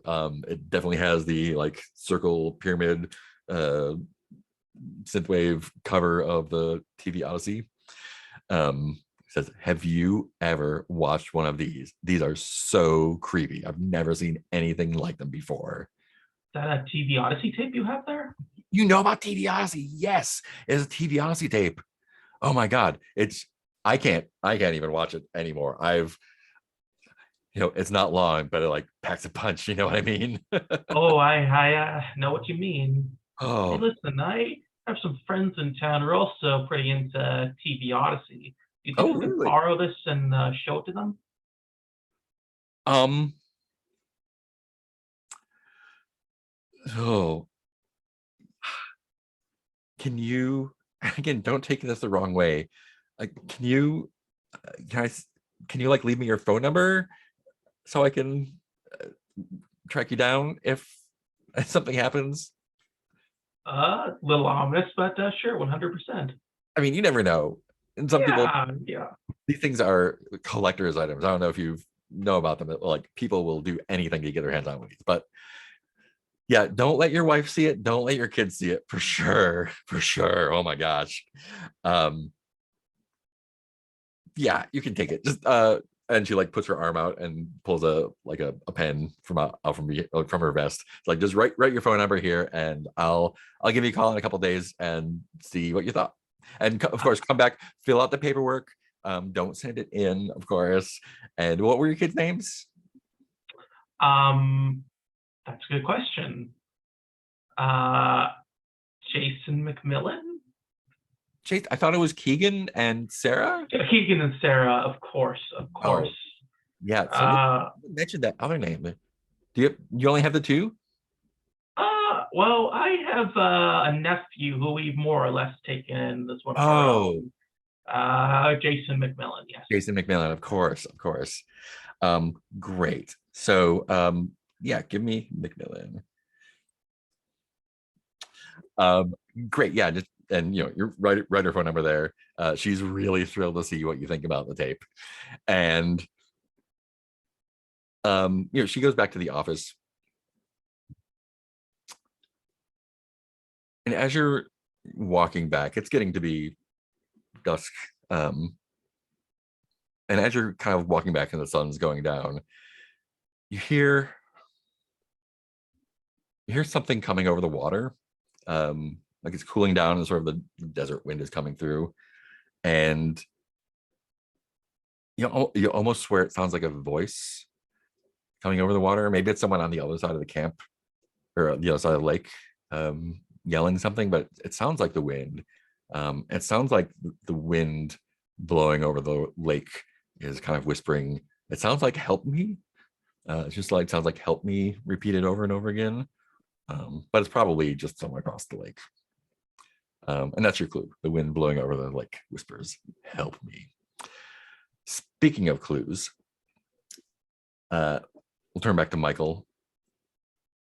And I think your clue is, as you're checking around, there's nothing really inside, and you turn to go, and I lost it. There it is. So where the paint has been peeling and aged and painted over again, there's a part that like looks unnaturally, like it's not just age, like something happened. Maybe not recently, but it's definitely there. And you go over, you see it, and in the like dying light, you can you run your hands over it, and it feels like they've got to be scratch marks, maybe from someone dragging a kayak or something across, but it looks like something with like big claws just like dragged like a 2 or 3 foot gouge in the side of the boathouse, and you can see like all the layers of paint, dozens of layers of paints underneath it, and you can see it like dug down to the bare wood. Yeah, and your clue is scratch marks indicative of long claws on the side of the boathouse. Yeah. And again, it's getting to be dusk, so you can hear the sounds of dinner starting up in the big hall, and it might be a good time to skedaddle, everyone. I'd like to see one more scene with Erica before dusk falls. At the police station. So they don't have you in a cell, they just have you in an interrogation is such a severe word. It's a waiting room, with a table, and a couple metal chairs in there. And they bring you a cup of coffee, let you sit in there for maybe half an hour ish. And eventually the sheriff comes back in, Bill, and he just kind of sits down across the table from you. He has like a exasperated look on his pretty face, and just like turns his hands up. Says, so, are you going to tell me the truth?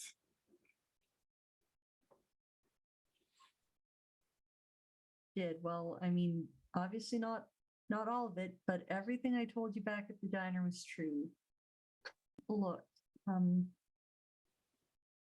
like I said, the door was open. Someone was inside in trouble. And yes, I was also, they're looking around. Look, how long have you been in Deep Lake again? Since I was a kid. Oh, so then you know about the Rappaports. And you know that in all these years, no one's tried to help Casey Wilcox. He said not even you tried to help him. What is there to help?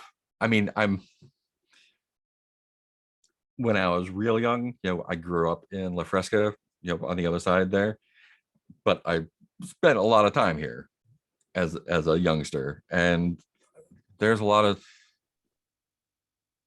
you're from here, you know what it's like. A lot of strange things happen here.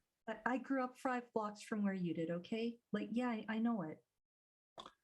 So things get a little strange sometimes, and people get strange ideas. And, I believe you. I can see you have a kind face. I got a feeling that you're a good person, and you think you're just trying to help. I sent my deputy, Gary, out to the house again just to make sure.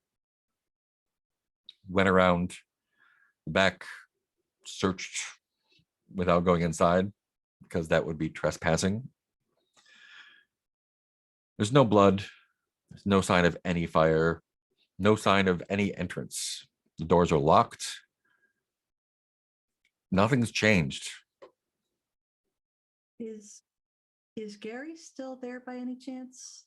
No, he's here filling out paperwork.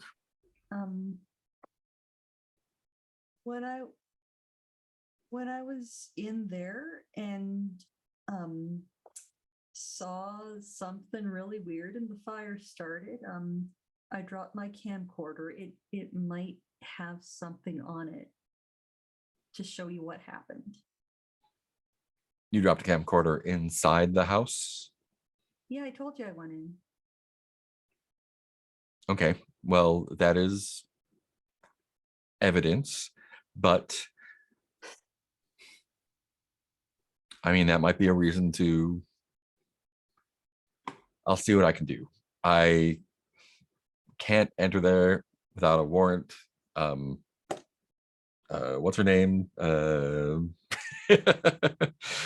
Debbie would skin me alive if I went in there not on official business. Well, what if we went there on unofficial business? Look, if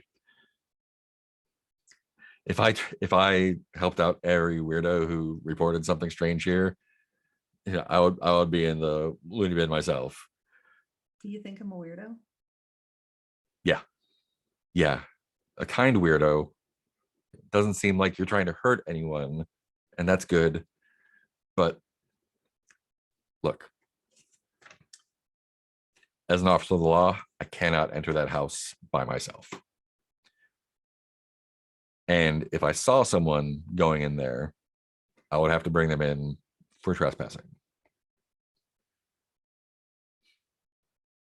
Right. Yeah. Oh, So yeah. I'm going to advise you not to go back to that house. And do not go and try and get your camcorder. we have a lot of other things to take care of in this town, so there won't be any cars driving by for the next couple of days. Right, of course. But yeah, if anyone does see you over there, Yeah.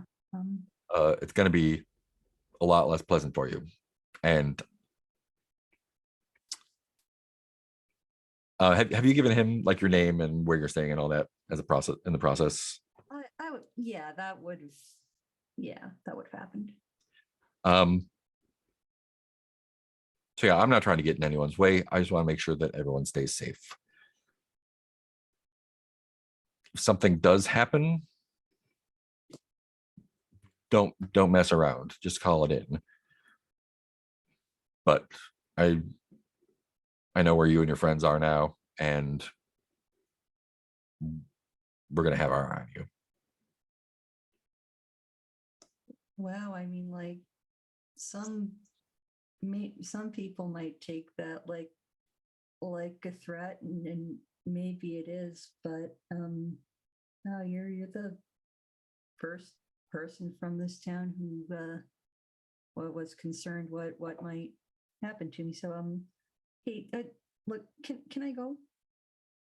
Yeah, you're free to go. Just Okay, stay safe. All right. I just have one question. This is gonna sound weird. Do you know if that old shoe store by the Blockbuster at the along like Marabella and Fifth is still there?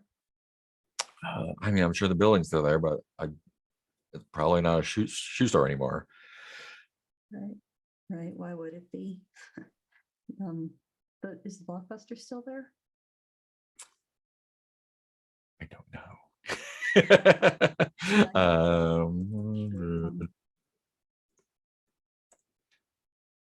Yeah. Yeah, I think yeah, the Blockbuster is still there for sure. They're doing strong. I expect they'll be around forever. Yeah, that's good news. All right. Well, I'm gonna go and not get into any trouble whatsoever. Thank you so much for your time, Sheriff Hanscom, because that is your name. You can call me Bill. Yeah. Okay. Sheriff Bill. Bye. Stay safe, Erica. Yeah. Yeah, I think we are gonna throw a condition on you. It just says the sheriff is watching you. Eyes, just a pair of googly eyes. Yeah, I think that is it for the day. Let's do dusk phase next time, and we'll roll into the night from there. In the meantime, taking a look at our clues, we have 5 clues for Escondido. So dusk is where we'll be answering questions or attempting to answer questions. There's a 6 rating on the main mystery, only a 2 for luring Elliot to you. So that might be something to think about when dusk comes. And you have 4 clues for the Deep Lake Lurker with a complexity of 4 right now. So between now and next time, think about what you might want to do. Think about those clues. And yeah, we'll pick it up from there. That was so much fun. Let's just jump into stars and wishes. Is that cool?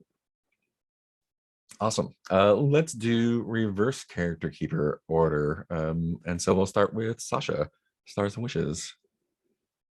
I really love the intimate move with Billy and Erica. I thought that was a great conversation, especially Billy talking about his dad. Also, the whole scene with Parker trying to pass off the kid's cigarette as his own was very good. Just the running joke of Jason McMillan. And I also really like doing the scene. I really like Kayleen and that negotiation there. And I guess if I have a wish, it's just let's watch some Odyssey tapes. Yeah. Awesome. Thank you. Sweet. Let's do Rue. Cool. I really liked David's scene with basically every official at the camp. I did really love that scene of what was it about the shirt? You don't take orders from someone who's not wearing a shirt or It something. was like, take me to someone who wears a shirt during work hours. Yes, that was wonderful. I did really like Erica and Michael's nostalgic scene. That was really good.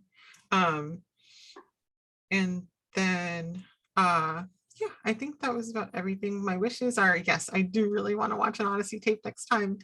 I think I also like that scene with the cop. I feel like that's going to be an important player in our game. Awesome. Any wishes? Odyssey tapes, and then I really want to do more nostalgia moves with the other characters. Cool.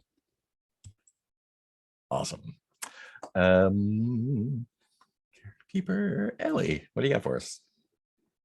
Yeah, oh man, the stuff that kept getting run with and just escalating further and further, like loving David's energy of like a 40-year-old, Wall Street asshole, except he's only like 25 or something, and and is just continuing that fiction from the previous session of the wife and the kids and the big city.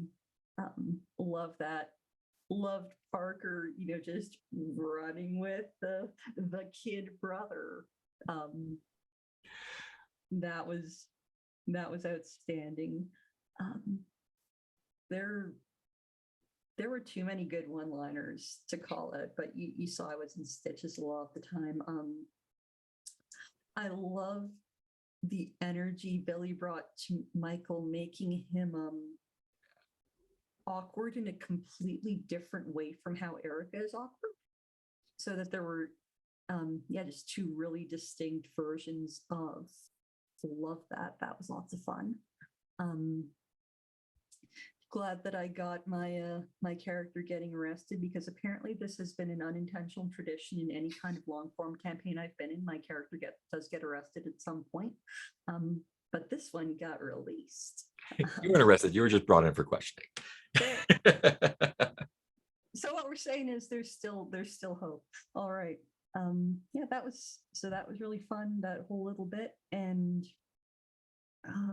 wishes for next time. Yeah, let's get an Odyssey tape going at the start of next week. Would love that. And Cool. Thank you. And Billy.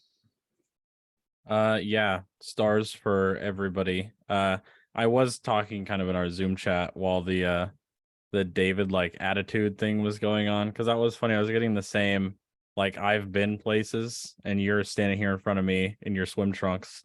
Get me somebody that I can talk to. That was really good. And yeah, the smoking the cigarette for the team after you just run through a burning house the night before is hilarious. I really, really liked that. Like, oh no, this is my cigarette. I just handed it to this kid. He wasn't actually smoking. I just thought in my head how absurd that was, and it was really funny. And yeah, the whole interaction with the cop with Erica was so funny, because like, yeah, I was in there. So okay, so you're saying you're trespassing? Yeah, I already told you I was trespassing. Yeah, that's what I was doing. And we had a good laugh about that in the chat as well.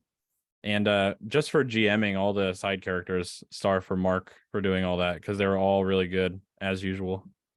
And for wishes, Odyssey tape, of course. And this might be me and Michael being close knit, but I really want to ratchet up how unsettling everything is and just make everything super duper creepy. Yeah, awesome. Cool. Yeah, that's mostly going to happen tonight, but we're definitely going to ramp up as we go along. Awesome. Thank you. This was super fun. I love everyone's characters. You like you said, you're all like great, distinct, different kinds of awkward and weird and entitled. yeah, everyone had so many great moments. Really love the entitlement of David, just going to town, and then just like stringing along that poor counselor. You need to understand, I'm from New York. I'm inherently more interesting than you. So great. Yeah, Parker with the girls, and yeah, yeah, the stuff with the cop, the intimate scenes. You've all said all the good stuff.